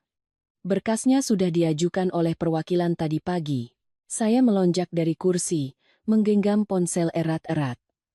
"Maaf, bisa diulangi? Pembaruan pemilik bersama bagaimana? Siapa yang mengajukan berkas?" Staf itu terdengar ragu. "Begini, Bu. Di berkas ada surat kuasa dari Bapak Banyu Prakoso, memberikan kuasa kepada Bapak Hardiman untuk melakukan prosedur penambahan informasi pihak yang berkepentingan atas aset tersebut. Kami hanya perlu konfirmasi tambahan dari Ibu." Mendengar nama Bapak mertua saya, telinga saya berdengung. Saya mencoba menjaga suara tetap tenang. "Saya tidak pernah mendengar suami saya membicarakan ini. Tolong hentikan sementara prosesnya. Jangan lakukan apapun sebelum kami berdua datang langsung ke bank." Staf itu sepertinya menyadari ada yang tidak beres dan langsung setuju, mengatakan akan memberi catatan mendesak pada berkas tersebut. Saya langsung menelepon Banyu. Dia sedang rapat, tapi melihat panggilan saya yang terus-menerus, dia keluar untuk mengangkatnya. Saya hanya berkata satu kalimat, "Mas, apa kamu pernah menandatangani surat kuasa untuk Bapak mengurus surat-surat rumah?" Di seberang telepon hening selama 2 detik, lalu suara Banyu terdengar dalam. "Tidak. Sama sekali tidak." Saya tidak perlu menjelaskan lebih lanjut. Dia hanya berkata akan segera menjemput saya untuk langsung ke bank. Setengah jam kemudian, kami sudah berada di bank. Staf menunjukkan salinan berkasnya. Di atasnya ada tanda tangan yang tertulis atas nama Banyu. Sepintas memang mirip, tapi saya yang hidup bersamanya bertahun-tahun langsung tahu itu bukan tulisan tangannya. Banyu memegang kertas itu, urat di punggung tangannya menonjol. Di bagian penerima kuasa, nama Hardiman tercetak jelas. Banyu bertanya kepada staf dengan suara tertahan, "Siapa yang membawa berkas ini?" Staf itu menjawab, "Bapak Hardiman datang bersama seorang pria bernama Tono. Mereka bilang ini urusan internal keluarga dan sudah disepakati." Saya menoleh ke Banyu, wajahnya dingin menakutkan. Dia meminta bank membuat berita acara penghentian sementara, memfotokopi semua dokumen terkait, lalu segera menarik saya keluar. Di jalan menuju rumah utama, Banyu tidak bicara sepatah kata pun, tapi saya tahu amarahnya sudah di puncak. Mobil baru saja berhenti di depan gerbang, dia langsung turun dengan cepat. Saya mengikutinya, jantung saya berdebar-debar. Ruang tamu rumah utama masih terang. Ibu Wati sedang duduk minum teh, di sebelahnya ada Bapak Hardiman dan Tono. Pemandangan itu membuat saya sadar, mereka tahu kami akan datang. Banyu masuk dan melemparkan tumpukan fotokopi ke meja. Suaranya terdengar kering. Siapa yang memalsukan tanda tangan saya? Seluruh ruangan hening. Tono langsung menunduk menatap ponselnya. Bapak Hardiman mengerutkan dahi tetapi tidak bicara. Hanya Ibu Wati yang tetap tenang mengangkat cangkir tehnya, seolah tidak ada yang perlu dikhawatirkan. Dia meletakkan cangkir itu, menatap Banyu dengan dingin. Rumah ini dibangun di atas tanah leluhur. Menambahkan nama orang tua apa salahnya? Banyu menggeram. Salahnya adalah Bapak dan Ibu memalsukan dokumen. Salahnya adalah kalian mengurus aset kami di belakang kami. Salahnya adalah Ibu masih berpikir dengan label leluhur, kalian berhak melakukan apa saja. Ibu Wati menggebrak meja dan melonjak berdiri. Topeng tenangnya pecah, suaranya menjadi tajam. Kalau dulu kamu menurut dan menikahi Alia, keluarga ini sudah jadi konglomerat. Tidak perlu kita berebut rumah kecil ini. Ini semua gara-gara kamu menikahi dia. Dia menunjuk lurus ke arah saya. Sejak perempuan ini masuk, keluarga ini terus sial. Saya berdiri di belakang Banyu, seluruh tubuh saya terasa dingin. Untuk pertama kalinya dia bicara begitu terang-terangan. Di matanya, Banyu tidak pernah menjadi anak yang punya hak memilih kebahagiaan. Dia hanyalah bidak catur untuk ditukar dengan kontrak, kekuasaan, dan harga diri. Dan saya adalah duri yang membuat bidak catur itu terlepas dari tangannya. Banyu menatap ibunya sangat lama. Suaranya serak, tetapi setiap katanya jelas. Ternyata ibu menyesal bukan karena saya menderita. Ibu menyesal karena saya tidak menjual diri saya dengan harga yang cukup tinggi. Ibu Wati tertegun, wajahnya pucat sesaat. Tapi kejutan bagi saya belum berakhir di situ. Tepat pada saat itu, dari luar terdengar suara sepatu hak tinggi yang jelas, melangkah perlahan memasuki ruang tamu, seolah orang itu sudah berdiri di luar dan mendengar semuanya. Suara sepatu itu berhenti tepat di ambang pintu ruang tamu. Sejenak, tidak ada yang bicara lagi. Bahkan Ibu Wati yang sedang marah pun terdiam. Matanya beralih cepat ke arah pintu seolah mengenali seseorang. Saya menoleh. Di bawah cahaya lampu ruang tamu, seorang wanita mengenakan gaun putih masuk. Tubuhnya tinggi tetapi kurus, rambut panjangnya diikat rendah. Riasannya sangat tipis, seluruh ruangan membeku. Bukan kebekuan karena kaget biasa, melainkan kebekuan orang-orang yang melihat nama yang mereka kira sudah terkubur dalam-dalam, tiba-tiba muncul kembali. Rina yang pertama bereaksi. Dia melonjak dari kursinya, nyaris berlari ke arah wanita itu, suaranya campuran antara gembira dan tercekat. Mbak Alia. Saya langsung mengenalinya. Bukan karena pernah bertemu, tapi karena saya pernah melihatnya di beberapa foto lama yang terselip di album keluarga. Dulu, Alia berdiri di samping Banyu di sebuah pesta, gaun merah, rambut bergelombang, senyumnya cerah seolah seluruh dunia memujanya. Tapi wanita di hadapan saya saat ini jauh berbeda. Dia jauh lebih kurus, wajahnya pucat dengan lingkaran hitam di bawah matanya seperti orang yang kurang tidur. Kecantikannya masih ada, tapi kecantikan yang terkikis oleh waktu yang tidak mudah. Rina memeluk Alia seolah bertemu penyelamat. Mbak benar-benar kembali? Aku kira Mbak sudah tidak mau berurusan dengan keluarga kami lagi. Alia hanya menepuk punggungnya pelan, tidak menjawab. Matanya menyapu setiap orang di ruangan, berhenti sedikit lebih lama pada Ibu Wati. Seketika, sikap ibu mertua saya berubah. Wajah galaknya lenyap, digantikan oleh senyum canggung yang aneh. Dia berjalan mendekat, menarik tangan Alia. Alia, kamu datang di saat yang tepat. Sini, duduk, nak. Dia menarik Alia ke kursi utama, Sementara Bapak Hardiman juga buru-buru berdiri memberikan tempat. Melihat pemandangan itu, hati saya dingin. Jadi selama ini, meskipun di depan mengatakan masalah sudah berlalu, mereka tetap menjaga hubungan dengan wanita ini. Dan saya, istri sah Banyu, masih dianggap sebagai pengganti yang tidak sesuai harapan. Alia tidak langsung duduk. Dia menatap Banyu, tatapannya tidak lagi naif seperti gadis di foto lama, melainkan sangat lelah, dalam, dan penuh kepahitan. Dia tersenyum tipis. Kamu masih sangat membenciku, ya? Banyu menatapnya beberapa detik, wajahnya tidak berubah, suaranya sedingin es. Saya kira kamu sudah mati di suatu tempat. Kalimat itu membuat Rina melotot. Mas Banyu, kenapa bicara begitu sama Mbak Alia? Tapi Alia justru tertawa, tawa yang sangat ringan. Terdengar tidak bahagia, hanya getir. Tidak apa-apa. Dia bilang begitu juga tidak salah. Ada tahun-tahun di mana hidupku memang tidak berbeda dengan mati. Selesai berkata, dia membuka tasnya, mengeluarkan sebuah map abu-abu, dan meletakkannya di meja. Ibu Wati langsung mencondongkan tubuhnya. Ini apa nak? Alia duduk, perlahan merapikan tepi map itu. Perusahaan saya sedang dalam proses restrukturisasi. Setelah ayah saya meninggal, Dewan Direksi ingin meninjau kembali semua mitra lama, termasuk perusahaan keluarga paman. Begitu kalimat itu selesai, raut wajah semua orang di ruangan berubah drastis. Bapak Hardiman duduk lebih tegap. Tono yang tadinya diam juga mengangkat kepala. Tante Hesti menatap Alia dengan mata berbinar seperti melihat sebuah pintu terbuka. Alia melanjutkan, ada proyek material baru. Jika bisa bekerja sama, perusahaan keluarga Hardiman bisa kembali masuk ke rantai pasokan. Tapi syaratnya, penanggung jawab dari pihak sini harus Banyu Prakoso. Bukan Bapak Hardiman, bukan Mas Tono. Ruangan menjadi sedikit riuh.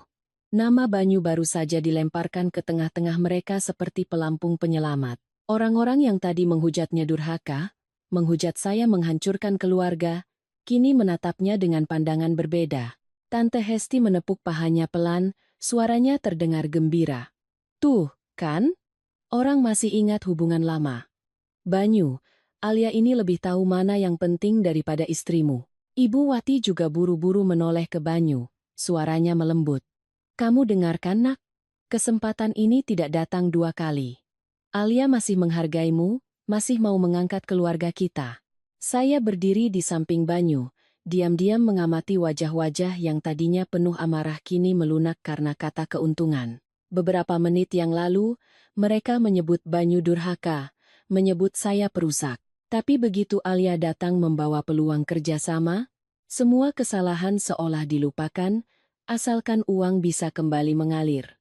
Tetapi tepat ketika semua orang mengira Alia kembali untuk menyambung hubungan lama, dia tiba-tiba menoleh ke arah saya. Tatapannya tidak menantang, juga tidak kasihan. Begitu jernih, dia berkata sangat pelan, tetapi setiap katanya membuat seluruh ruangan membeku. Anda tenang saja. Saya tidak butuh suami orang. Yang saya mau adalah kendali atas perusahaan keluarga ini. Saya tertegun. Ibu Wati yang sedang tersenyum pun membeku. Bapak Hardiman menyipitkan mata. Tono berubah raut wajahnya. Alia membuka map, mengeluarkan beberapa lembar kertas. Dulu, ayah saya karena menghargai hubungan lama, mengabaikan banyak utang dan perjanjian yang salah. Tapi sekarang beliau sudah tidak ada. Saya tidak punya alasan untuk terus berbaik hati. Jika ingin bekerja sama lagi, perusahaan keluarga Hardiman harus bersedia diaudit ulang dan membiarkan pihak saya yang mengawasi proyek. Tante Hesti tergagap. Alia, apa maksudmu? Bukankah kamu mau membantu kami? Alia tersenyum sinis. Membantu? Tentu. Tapi membantu bukan berarti membiarkan kalian memanfaatkanku lagi. Dia menoleh ke Ibu Wati, tatapannya lebih tajam. Dulu Bibi memaksa Mas Banyu menikahiku karena kontrak. Sekarang Bibi mau menggunakanku lagi? Wajah Ibu Wati pucat. Untuk pertama kalinya sejak saya menjadi menantu, saya melihat ibu mertua saya kehabisan kata-kata.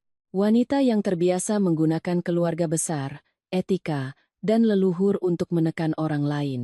kini ditatap langsung oleh bidak catur lamanya dan disebut sesuai sifat aslinya. Saya berdiri di sana, tiba-tiba mengerti. Alia tidak kembali karena cinta. Dia juga tidak kembali untuk merebut suami saya. Dia kembali untuk menagih utang masa lalu. Utang yang keluarga Banyu kira sudah terkubur dalam-dalam di bawah kata hubungan baik. Setelah Alia meninggalkan rumah utama, suasana di ruang tamu berubah total. Tidak ada lagi yang membahas soal saya tidak memasak. Tidak ada lagi yang bicara soal etika menantu atau sopan santun. Semua tatapan kini tertuju pada Banyu. Tapi kali ini bukan untuk menyalahkan, melainkan untuk berhitung.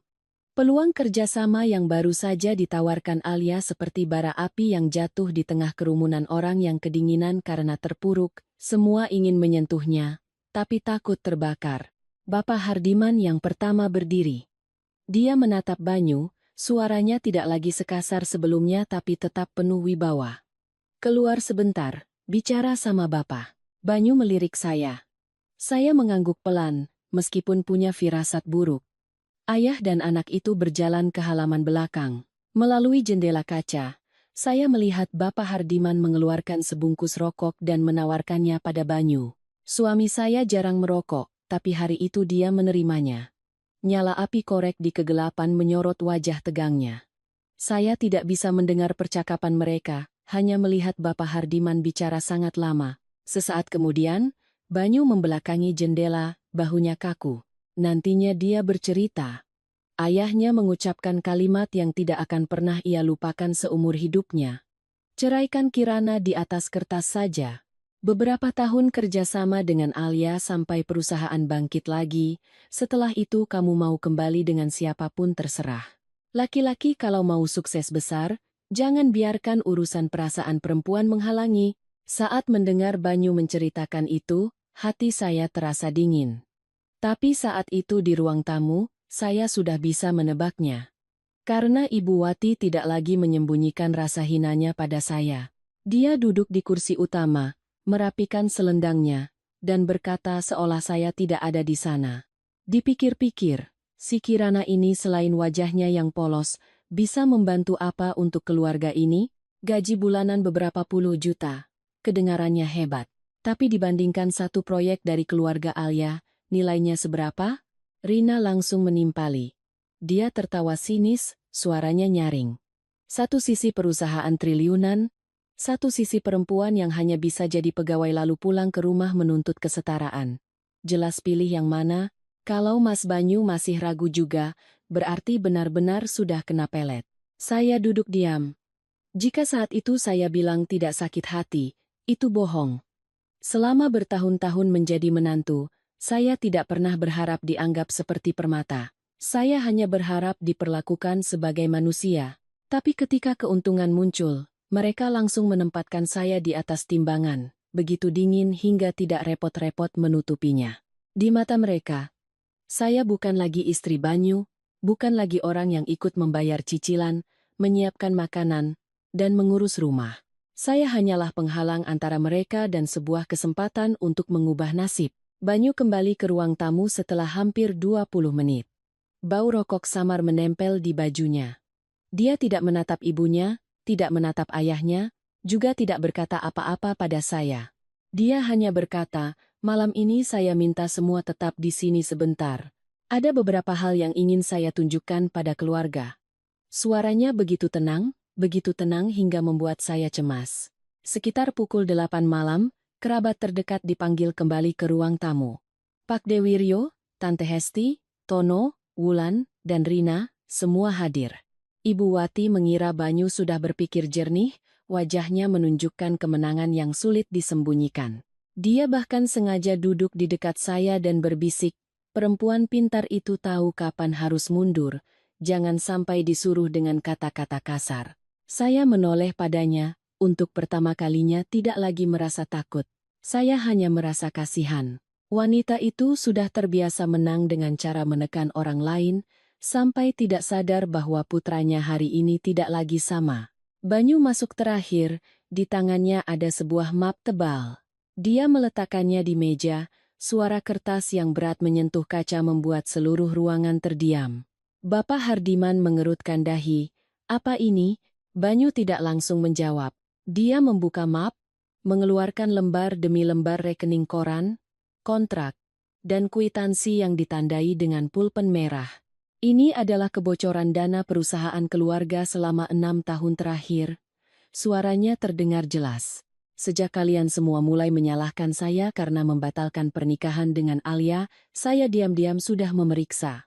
Awalnya saya juga berpikir mungkin benar karena kehilangan kontrak itu, tapi semakin saya lihat, saya semakin yakin perusahaan ini bangkrut bukan karena saya batal menikah. Perusahaan ini bangkrut karena digerogoti dari dalam oleh keluarga sendiri. Ruangan menjadi sunyi senyap. Tono yang pertama kali berubah raut wajahnya. Dia melonjak berdiri. Banyu, kamu bicara apa? Banyu melemparkan setumpuk kertas ke arahnya. Kamu menyetujui 3 kontrak pengiriman fiktif selama 2 tahun. Uangnya ditransfer ke perusahaan cangkang atas nama pacarmu. Perlu saya sebutkan nama hotel tempat kamu sering membawanya? Wajah Tono pucat pasi. Wulan yang duduk di sebelahnya menoleh kaget, matanya terbelalak. Rina juga terpaku. Tante Hesti tergagap. Ini harus diperiksa lagi. Banyu tidak berhenti. Dia mengeluarkan map lain dan meletakkannya di depan Bapak Hardiman. Dan ini adalah pengeluaran yang disetujui Bapak dengan alasan menjamu klien, hadiah untuk mitra, dan biaya relasi. Totalnya lebih dari 10 miliar dalam 6 tahun. Beberapa pengeluaran terjadi tepat saat semua orang bilang perusahaan sedang sulit karena kehilangan kontrak dari keluarga Alia. Kenyataannya, uang hilang bukan karena kontrak, tapi karena dikuras sedikit demi sedikit. Wajah Bapak Hardiman memerah, dia menggebrak meja. Kamu menyelidiki ayahmu sendiri? Banyu menatapnya tanpa menghindar. Saya memeriksa perusahaan yang katanya harus saya selamatkan dengan pengorbanan. Saya ingin tahu, perusahaan ini sakit betulan atau dirusak oleh keluarganya sendiri. Ibu Wati gemetar. Banyu, cukup. Urusan perusahaan nanti saja, jangan dibicarakan di depan semua orang. Banyu tertawa dingin. Waktu semua orang menyalahkan Kirana. Kenapa tidak nanti saja? Waktu ibu bilang dia tidak pantas jadi menantu sulung, kenapa tidak berpikir ini urusan pribadi? Dia menggebrak meja dengan tangannya, suaranya tiba-tiba menggelegar seperti petir. Kalian semua yang membuat perusahaan ini hancur, sekarang berani-beraninya menyalahkan istri saya.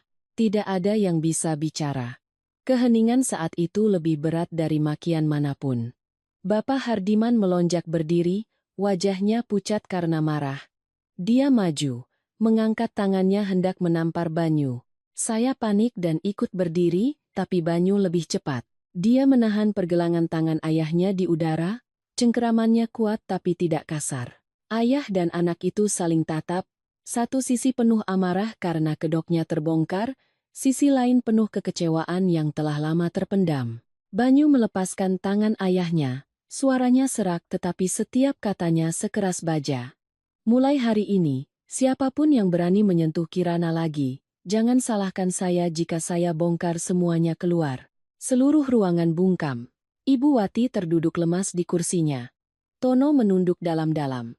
Dan saya, berdiri di belakang Banyu, jantung saya berdebar begitu kencang hingga terasa sakit. Saya tahu, setelah kalimat itu, kami berdua telah secara resmi melewati batas terakhir dengan apa yang disebut keluarga suami. Setelah peringatan keras dari Banyu, seluruh ruang tamu hari itu hening. Tidak ada lagi yang punya muka untuk terus menyalahkan saya di depan tumpukan berkas yang tergeletak di meja. Tapi saya tahu, keheningan itu bukan pertanda pengakuan salah. Itu hanyalah mundurnya orang-orang yang baru saja terkena pukulan telak. Orang seperti Ibu Wati, seperti Tono, dan mereka yang terbiasa menggunakan nama keluarga untuk menekan orang lain tidak akan pernah menyerah hanya karena satu kali kedoknya terbongkar. 2 hari kemudian, apa yang saya khawatirkan akhirnya terjadi. Pagi itu, saya baru tiba di kantor ketika menerima pesan dari seorang rekan kerja yang akrab. Kirana, kamu sudah lihat ini? Apa ini tentang keluargamu? Disertainya sebuah tangkapan layar dari unggahan di grup WhatsApp keluarga besar. Unggahan itu tidak menyebut nama saya secara lengkap, tapi setiap kalimatnya menusuk langsung. Mulai dari ada tipe perempuan yang baru jadi menantu sudah menghasut suami melawan orang tua, hingga merebut rumah suami lalu mau menghancurkan perusahaan keluarga. Bahkan ada kalimat, perempuan bijak menjaga api, perempuan jahat membakar seluruh rumah leluhur. Saya membaca setiap kata, tangan saya terasa dingin. Unggahan itu menggunakan nada bijak, tetapi di baliknya tersembunyi kata-kata pedas yang dibungkus simpati. Penulisnya anonim, tetapi gaya bahasa dan penekanannya pada isu anak sulung, tanah leluhur, dan istri membuat suami durhaka membuat saya yakin itu berasal dari keluarga suami. Di bawahnya, puluhan komentar ikut meramaikan. Ada yang tidak tahu masalahnya ikut menghakimi, menantu seperti ini harus diberi pelajaran. Ada yang menulis, perempuan kalau sudah serakah harta memang menakutkan. Belum sempat saya mengirim pesan pada Banyu, telepon saya bergetar. Dari Wulan. Pesannya sangat panjang, nadanya masih semanis biasanya. Kirana, aku lihat semua orang bicaranya agak keterlaluan. Jangan sedih ya. Aku tahu kamu punya kesulitan sendiri, tapi sejujurnya, perempuan yang membuat suaminya melawan orang tua itu citranya jadi buruk. Coba kamu sedikit melunak, pulang dan minta maaf sama ibu mertua, pasti semua akan baik-baik saja. Saya menatap pesan itu dan hanya bisa tersenyum getir.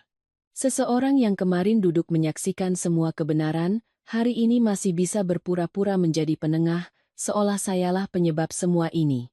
Saya belum membalas. Ketika di media sosial Rina muncul unggahan baru. Dia mengunggah foto Ibu Wati terbaring di tempat tidur dengan infus, wajahnya pucat, di sampingnya ada tisu bekas.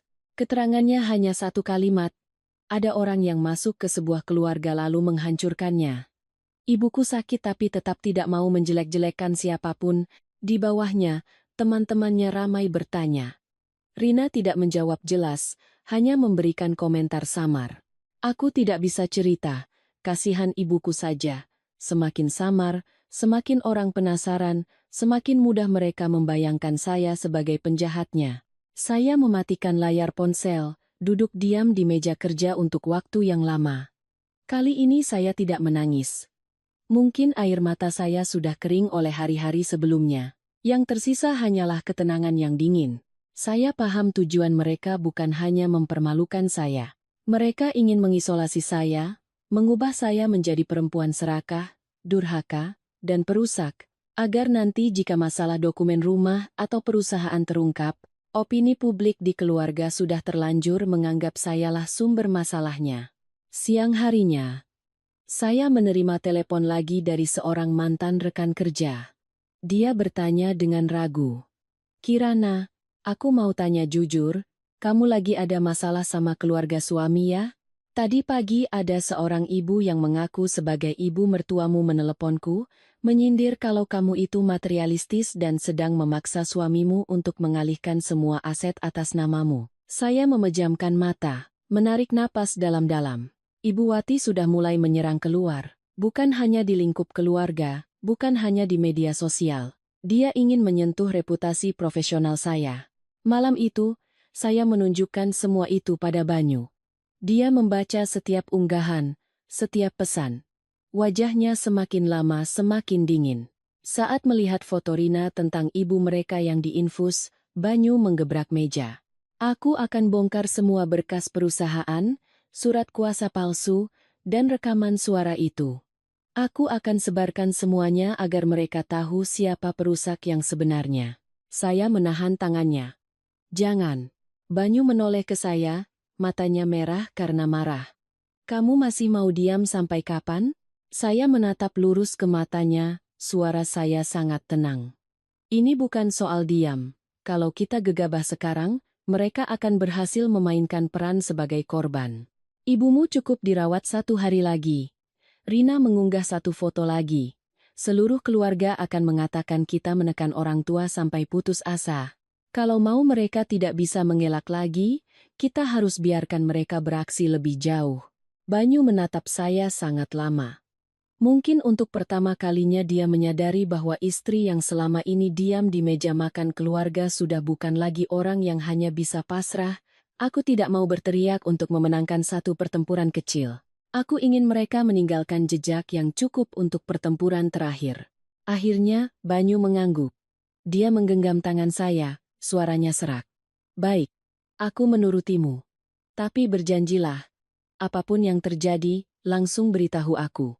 Sejak hari itu, saya mulai mengumpulkan semua tangkapan layar unggahan anonim, komentar, pesan dari Wulan, unggahan Rina, bahkan riwayat panggilan dari Ibu Wati ke mantan rekan kerja saya. Saya menyimpan setiap file berdasarkan tanggal dan waktu, menyalinnya ke komputer dan sebuah hard drive eksternal.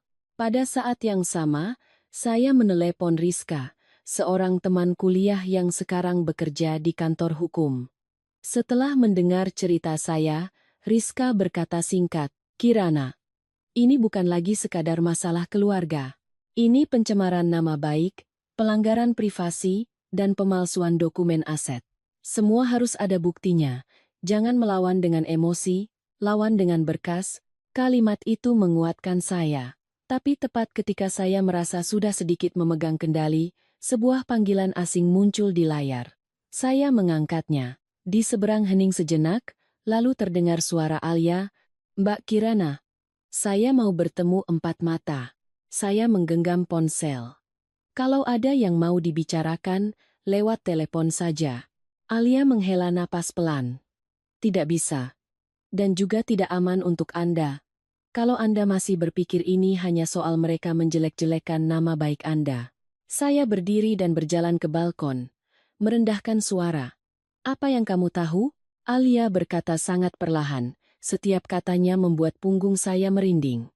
"Kalau Anda masih di rumah itu, mereka tidak hanya akan menjelek-jelekan Anda, mereka akan mengubah Anda menjadi pihak yang bersalah di atas kertas." Saya terdiam.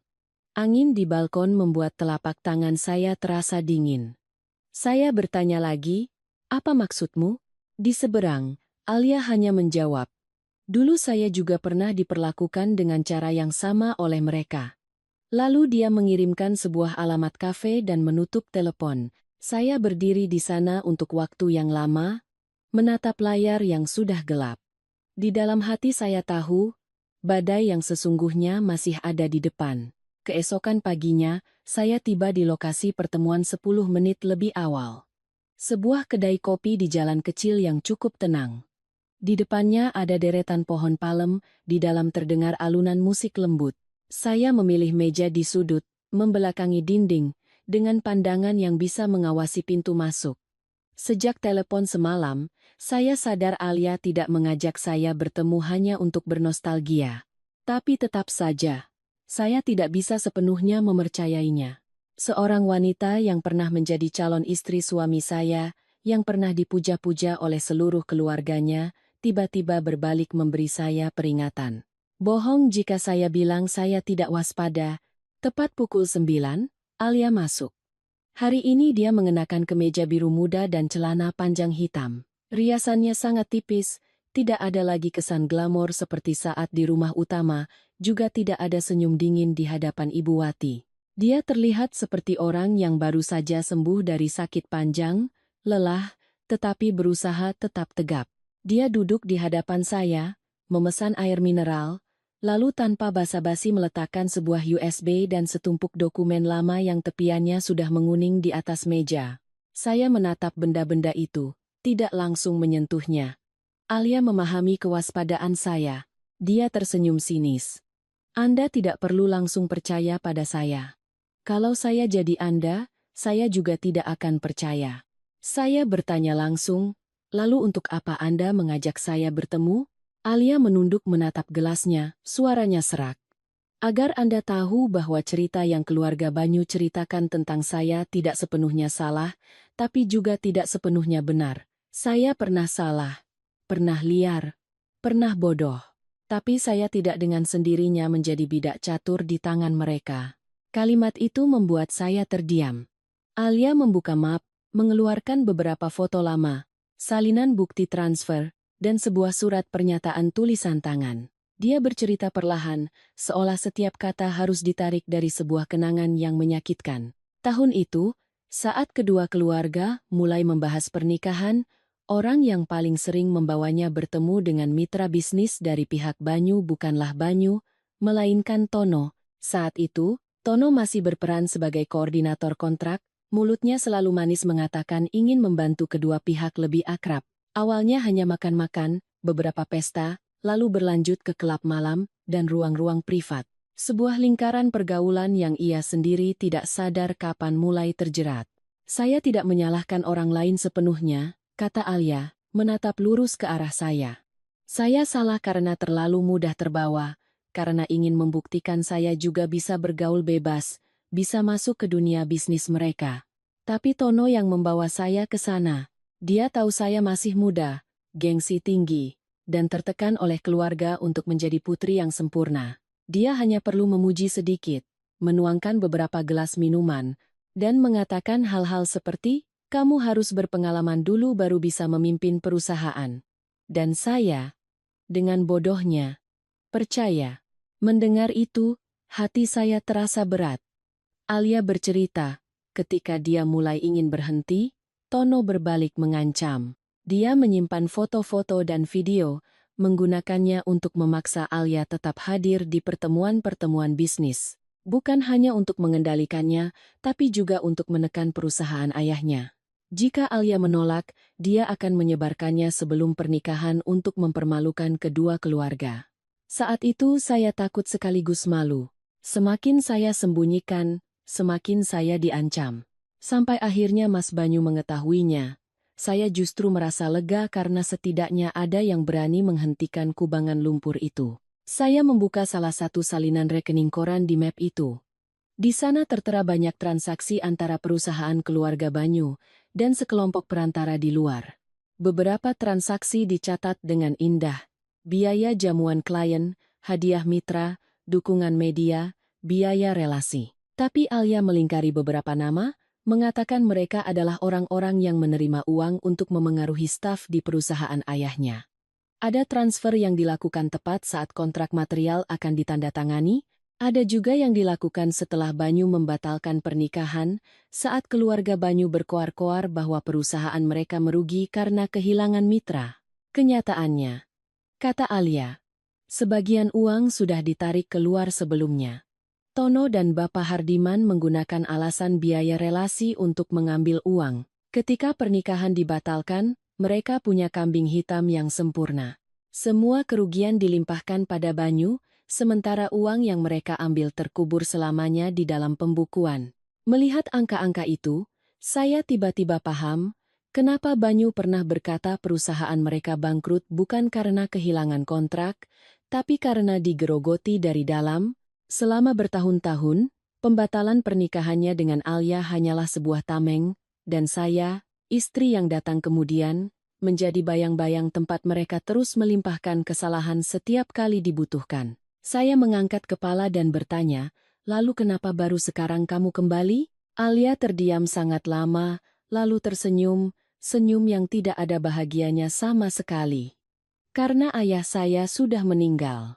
Sebelum meninggal, beliau menyerahkan seluruh kendali perusahaan pada saya, dengan satu pesan. Kalau mau mempertahankan perusahaan ini, kamu harus selesaikan semua utang lama. Saya menggantikan ayah saya, dan saya ingin mengambil kembali apa yang telah mereka ambil dari keluarga saya. Saya menatap wanita di hadapan saya. Saya tidak berpikir dia orang yang sepenuhnya baik. Alia pernah salah, pernah lemah, pernah terseret ke hal-hal yang tidak bisa ia atasi saat masih muda, tapi saya juga tidak bisa menyangkal. Dalam permainan catur ini, dia tidak lagi berada di pihak yang sama dengan keluarga Banyu. Dia punya dendamnya sendiri, sementara saya punya kehormatan, rumah, dan kehidupan yang harus saya pertahankan.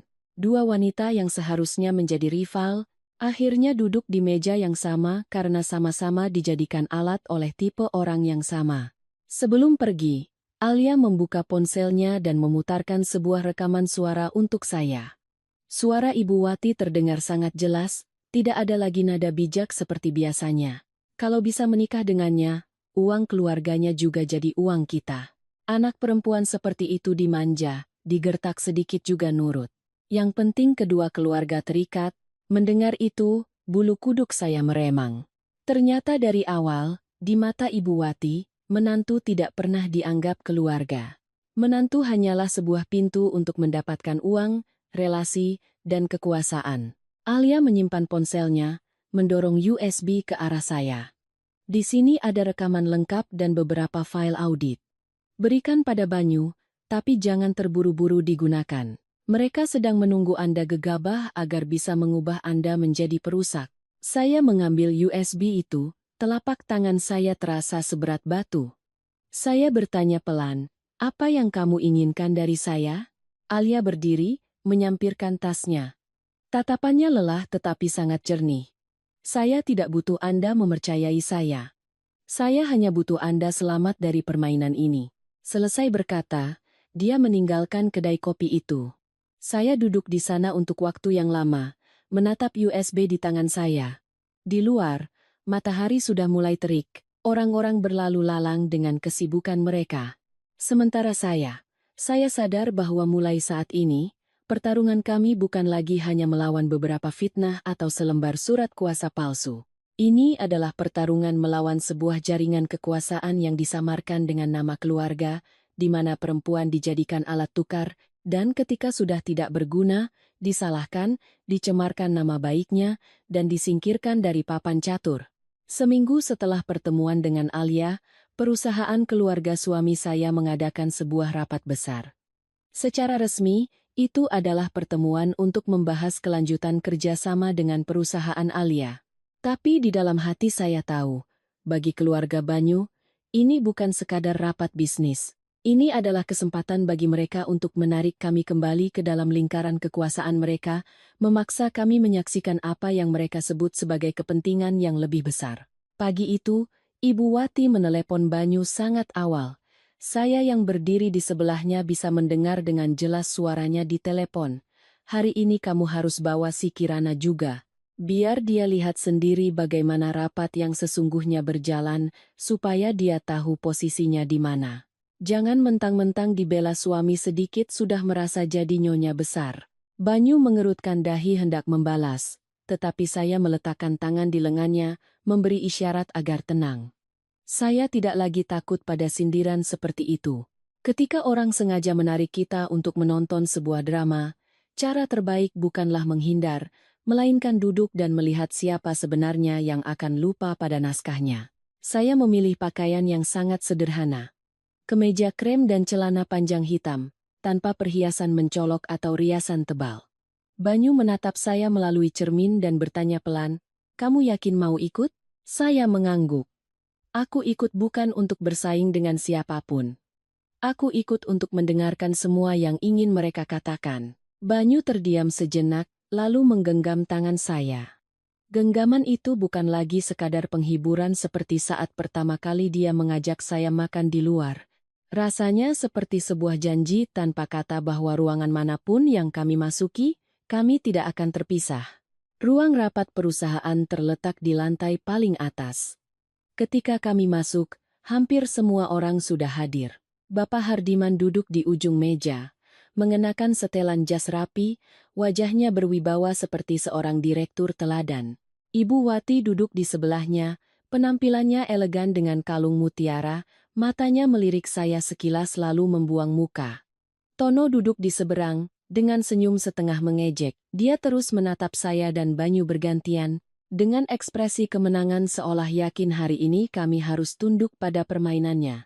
Selain kerabat, di ruangan itu juga ada perwakilan dari pihak Alia, pengacaranya, 2 staf audit internal, dan seorang perwakilan dari bank yang pernah mengurus KPR kami. Kehadiran perwakilan bank membuat Ibu Wati sedikit terkejut, tapi dia cepat-cepat kembali tenang. Saya melihatnya dan tahu, Alia telah mempersiapkan segalanya lebih matang dari yang mereka duga. Rapat dimulai dengan pidato dari Bapak Hardiman. Dia berbicara perlahan, suaranya dalam dan hangat. Keluarga kami telah berbisnis selama bertahun-tahun, selalu menjunjung tinggi kepercayaan dan tradisi. Kesalahpahaman di masa lalu biarlah berlalu.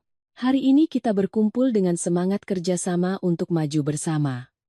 Mendengarnya, jika tidak tahu soal berkas kebocoran dana, tanda tangan palsu, dan paksaan pernikahan demi kontrak, Mungkin semua orang akan menganggapnya sebagai orang yang jujur. Tapi saat itu, setiap kata kepercayaan dan tradisi hanya membuat saya merinding. Giliran Alia bicara. Dia berdiri. Tidak menatap siapapun secara khusus, suaranya tenang. Pihak kami bersedia mempertimbangkan untuk bekerja sama kembali. Tapi sebelum membahas proyek baru, kami perlu mengklarifikasi beberapa masalah yang tertunda dari transaksi-transaksi lama. Selesai berkata, dia menoleh ke staf teknis. Tolong tampilkan hasil audit keuangannya. Layar besar di ujung ruangan menyala. Awalnya menampilkan ringkasan kontrak, angka, dan arus kas. Semua orang masih tampak serius. Tapi beberapa menit kemudian, ketika pos-pos pengeluaran tidak wajar yang ditandai merah mulai muncul satu persatu, ruang rapat mulai berbisik. Ada dana yang mengalir melalui 3 lapis perusahaan perantara dan akhirnya masuk ke sebuah perusahaan kecil atas nama kenalan Tono. Ada biaya jamuan klien yang mencapai ratusan juta tanpa bukti yang sah. Ada kontrak pengiriman fiktif yang tanggalnya bertepatan dengan saat Tono sedang dinas di luar kota. Wajah Tono berubah. Dia duduk tegap dan memotong. Data ini diambil dari mana? Ini dokumen internal. Tidak bisa sembarangan ditampilkan di rapat seperti ini. Alia menatapnya dengan dingin. Justru karena ini dokumen internal, makanya hari ini perlu diaudit. Kenapa Mas Tono panik? Bagian Anda masih banyak. Wajah Bapak Hardiman pucat tapi masih mencoba menahan diri. Alia, masalah lama bisa diperiksa nanti. Hari ini kita bahas kerjasama dulu. Alia tidak goyah. Tidak ada fondasi yang bersih, tidak ada kerjasama baru. Maaf, Paman. Kalimat itu membuat seluruh ruangan hening sejenak. Saat itulah Banyu berdiri. Dia meletakkan sebuah map lain di depan semua orang. Saya tambahkan satu hal lagi yang bukan urusan perusahaan, tapi berhubungan dengan integritas beberapa orang yang hadir di sini. Dia menampilkan salinan surat kuasa palsu di layar, beserta berita acara dari bank yang menyatakan pengajuan berkas telah dihentikan. Perwakilan bank mengkonfirmasi dengan jelas bahwa berkas terkait rumah kami memiliki indikasi kejanggalan dan tidak akan diproses lebih lanjut. Saya berdiri di belakang Banyu. Tangan saya sedikit dingin, tapi suara saya sangat tenang. Saya memaparkan secara singkat bukti-bukti yang telah saya simpan, unggahan anonim yang menjelek-jelekkan saya, pesan dari Wulan, unggahan Rina yang menggunakan foto ibu mertuanya untuk menyudutkan saya, hingga panggilan telepon Ibu Wati ke mantan rekan kerja saya. Saya tidak melebih-lebihkan, tidak menangis, hanya menyajikan fakta sesuai urutan waktu. Ibu Wati gemetar dan membentak. Kamu membawa masalah rumah tangga untuk mempermalukan kami di luar? Saya menatap lurus ke arahnya. Kali ini saya tidak menghindar. Tidak, Bu. Saya hanya mengembalikan kebenaran pada tempatnya. Ketika Ibu menggunakan kehormatan saya sebagai senjata, saya berhak menggunakan bukti untuk membela diri. Suasana di ruangan begitu berat hingga terasa sulit bernapas. Dan tepat pada saat itu, Alia memutar rekaman suara terakhir. Suara Tono terdengar sangat jelas. Paksa saja si Banyu cerai. Begitu Kirana keluar dari rumah, surat-suratnya lebih gampang diurus. Selama namanya masih tercantum, susah kita utak-atik rumah itu, seluruh ruangan membeku. Tono melonjak berdiri, wajahnya pucat pasi. Kamu merekayasa ini. Ini fitnah. Tapi tidak ada yang menanggapinya. Karena kalimat itu sudah terlalu jelas. Itu membuktikan semua serangan terhadap saya, bukan karena emosi sesaat, melainkan sebuah rencana yang terstruktur. Perwakilan bank langsung menyatakan seluruh berkas terkait aset kami akan dibekukan dan akan diserahkan ke bagian hukum untuk ditinjau. Pengacara Alia berdiri, menuntut audit independen atas seluruh aktivitas keuangan perusahaan keluarga selama 6 tahun terakhir. Tono panik, mendorong kursinya hendak keluar, tetapi 2 petugas keamanan sudah berjaga di pintu. Banyu menatapnya, suaranya begitu dingin hingga seisi ruangan menahan napas. Mau kemana? Pertunjukan utamanya bahkan belum dimulai. Tono yang terhadang di pintu, wajahnya pucat tetapi masih mencoba melawan. Kalian tidak punya hak menahan saya akan tuntut. Tapi ancamannya terdengar lemah. Angka-angka di layar, rekaman suara, dan tatapan semua orang sudah cukup membuatnya sadar bahwa posisinya tidak lagi di atas. Bapak Hardiman duduk kaku di ujung meja, kedua tangannya terkepal di atas meja kayu. Wajahnya yang tadinya berwibawa kini kelabu seperti orang yang kehabisan tenaga. Di saat semua bukti mengarah pada Tono dan Bapak Hardiman, Ibu Wati tiba-tiba memegangi dadanya dan terengah-engah. Dia bersandar di kursi, tangannya gemetar memegangi tepi meja, suaranya tercekat, saya tidak tahu apa-apa. Saya hanya seorang ibu rumah tangga. Urusan perusahaan itu urusan laki-laki. Saya hanya sayang anak, sayang suami, sayang keluarga ini, makanya saya jadi panik. Selesai berkata, dia menyeka matanya dengan sapu tangan. Ekspresi lemah itu, jika di situasi lain, mungkin akan membuat banyak orang luluh. Tapi setelah semua yang terjadi, saya hanya merasa dingin.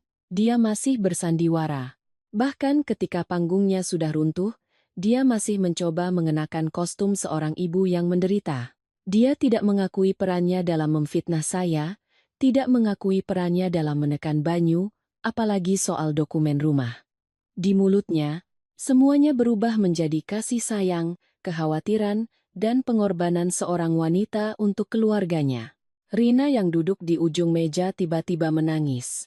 Mungkin dari awal dia tidak mengira masalahnya akan seserius ini. Ketika pengacara Alia menyinggung soal konsekuensi hukum bagi penyebar informasi palsu, wajahnya pucat pasi. Dia berdiri gemetar, suaranya pecah. Aku hanya mengunggah status. Ibu yang menyuruhku, katanya biar semua orang tahu Kak Kirana keterlaluan. Aku tidak tahu soal surat-surat rumah, aku tidak tahu apa-apa. Seluruh ruangan menoleh ke arah Ibu Wati. Rina melanjutkan sambil menangis, seolah mencoba melepaskan diri dari jerat. Ibu bilang Kak Kirana membuat Mas Banyu berubah, bilang kita harus membuat seluruh keluarga memihak kita supaya Kak Kirana takut. Ibu juga yang menyuruhku mengunggah foto ibu di infus biar orang-orang kasihan. Aku hanya menuruti perintah ibu. Soal tanda tangan palsu dan urusan bank, aku benar-benar tidak tahu. Diam, bentak Ibu Wati. Suaranya begitu tajam hingga Rina terlonjak. Tapi sudah terlambat. Kalimat itu seperti gunting terakhir yang merobek tirai yang coba ia pertahankan. Tak perlu bukti lain.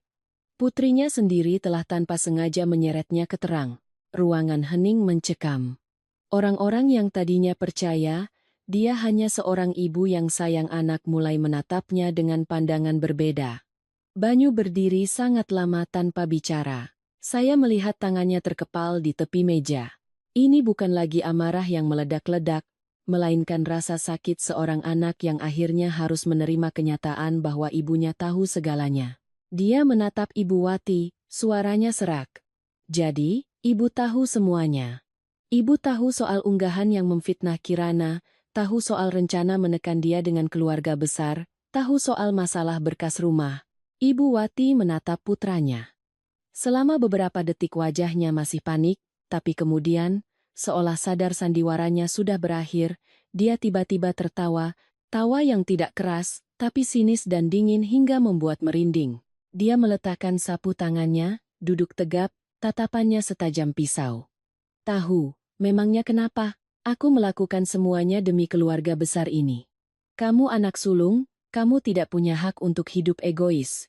Kalimat itu membuat hati saya mencelos. Ternyata pada akhirnya, dia sama sekali tidak merasa bersalah. Baginya, semua yang ia lakukan bisa dimaafkan selama dibungkus dengan nama keluarga besar. Saya menatapnya dan bertanya dengan sangat perlahan. Jadi, ibu berhak memaksa anak ibu menikahi orang lain, memaksa menantu melayani seluruh keluarga, lalu memalsukan surat-surat rumah kami? Dia menoleh ke saya. Matanya penuh kebencian. Jangan berani-beraninya kamu mengajari saya. Menantu itu harus bisa berkorban. Kalau tidak bisa berkorban, pergi saja. Rumah ini tidak akan kekurangan perempuan yang mau masuk. Kalimat itu jatuh di ruang rapat seperti sebuah tamparan. Bukan hanya saya, bahkan orang-orang di luar keluarga pun tertegun. Perwakilan bank menunduk mencatat. Pengacara Alia diam mengamati, sementara Alia sendiri menatapnya dengan pandangan campuran antara sinis dan dingin. Banyu berdiri diam beberapa saat, lalu perlahan mengangkat tangannya dan melepas cincin yang ada di jari saya. Itu adalah cincin yang pernah dipaksakan Ibu Wati untuk saya pakai di hari pernikahan, katanya agar menantu ingat pada akarnya. Saya selalu menjaganya dengan baik karena menganggapnya sebagai pusaka keluarga. Tapi saat ini, ketika Banyu meletakkan cincin itu di meja di hadapan ibunya, suaranya yang pelan terdengar seberat pintu yang tertutup. Dia berkata, "Mulai hari ini, jangan lagi gunakan kata keluarga untuk mengikat saya, Bu." Ibu Wati terbelalak seolah tidak percaya putranya berani melakukan itu. Amarahnya meledak, dia menerjang ke arah saya, tangannya terangkat, mulutnya berteriak. "Semua ini gara-gara kamu.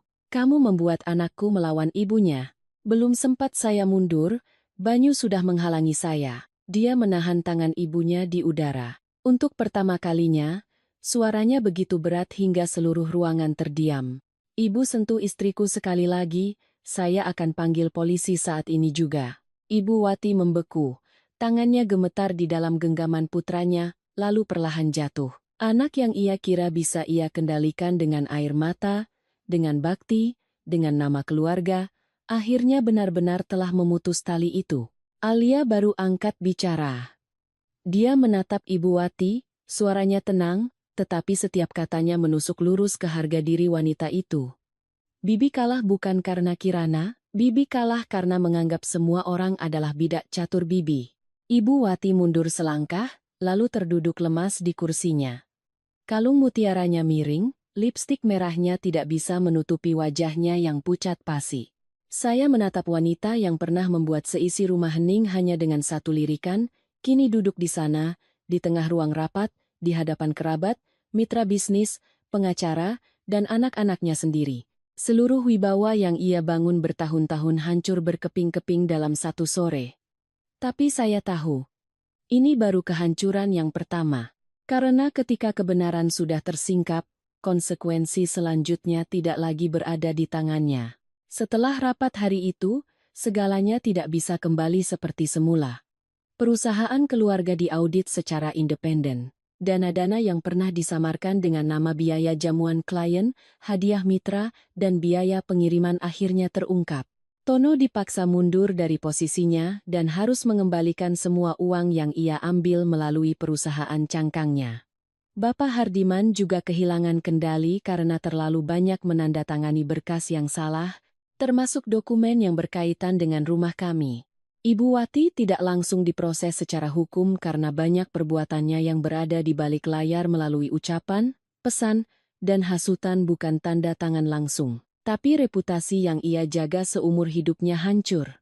Orang-orang yang dulu duduk di ruang tamu mengkritik saya, yang mengatakan saya tidak tahu adat, setelah itu selalu diam-diam membuang muka jika bertemu saya. Tidak ada lagi yang membahas makan malam tempo hari, juga tidak ada lagi yang berani mengatakan menantu harus berkorban untuk keluarga besar. Rina mengirim pesan permintaan maaf pada saya. Pesannya sangat panjang. Mungkin sudah ia tulis dan hapus berkali-kali. Dia bilang dia salah, terbawa oleh ibunya, dan baru sadar betapa kekanak-kanakan dan egoisnya dia setelah semuanya terbongkar. Saya membacanya sampai selesai tapi tidak langsung membalas.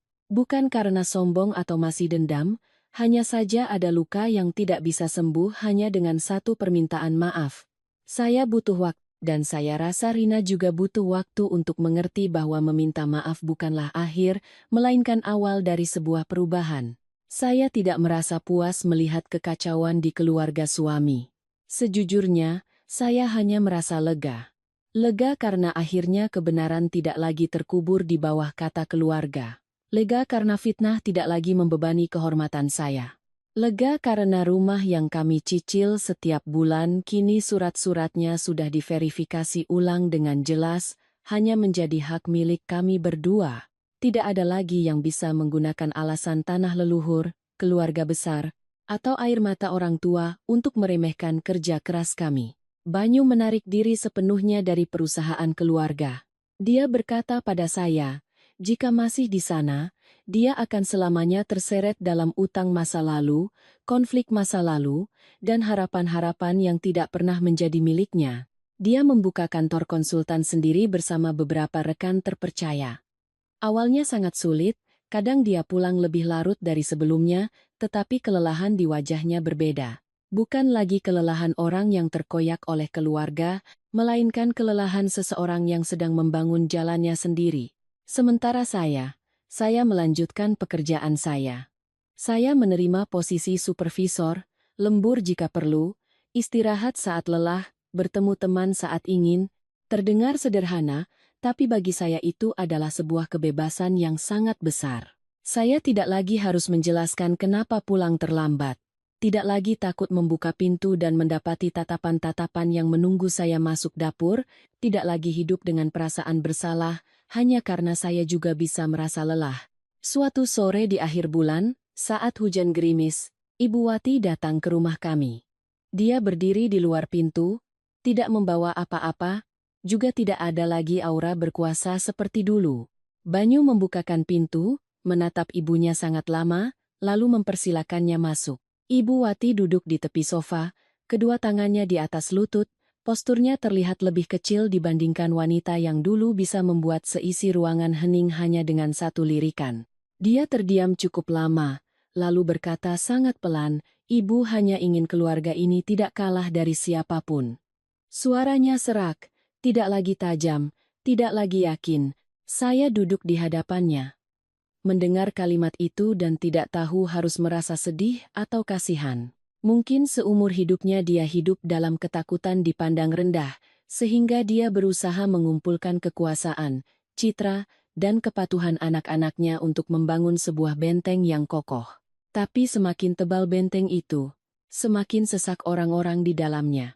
Banyu menatap ibunya, suaranya dalam tapi tidak lagi marah. "Tapi ibu mengubah rumah kita menjadi tempat yang tidak ingin seorang pun datangi." Ibu Wati menunduk.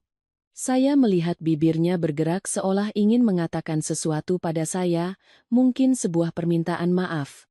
Tapi pada akhirnya dia tidak mengucapkannya. Dia hanya berdiri, merapikan selendangnya, lalu berjalan pelan keluar pintu. Saya tidak menahannya, juga tidak mengusirnya. Saya hanya berdiri diam menatapnya pergi. Ada permintaan maaf yang datang terlalu terlambat, bukan untuk menyembuhkan seketika, tapi mungkin hanya untuk mengurangi sedikit rasa bersalah si pembuat luka. Saya tidak tahu apakah suatu hari nanti saya bisa benar-benar berdamai dengannya, tapi saya tahu, sejak hari itu, saya tidak lagi takut padanya.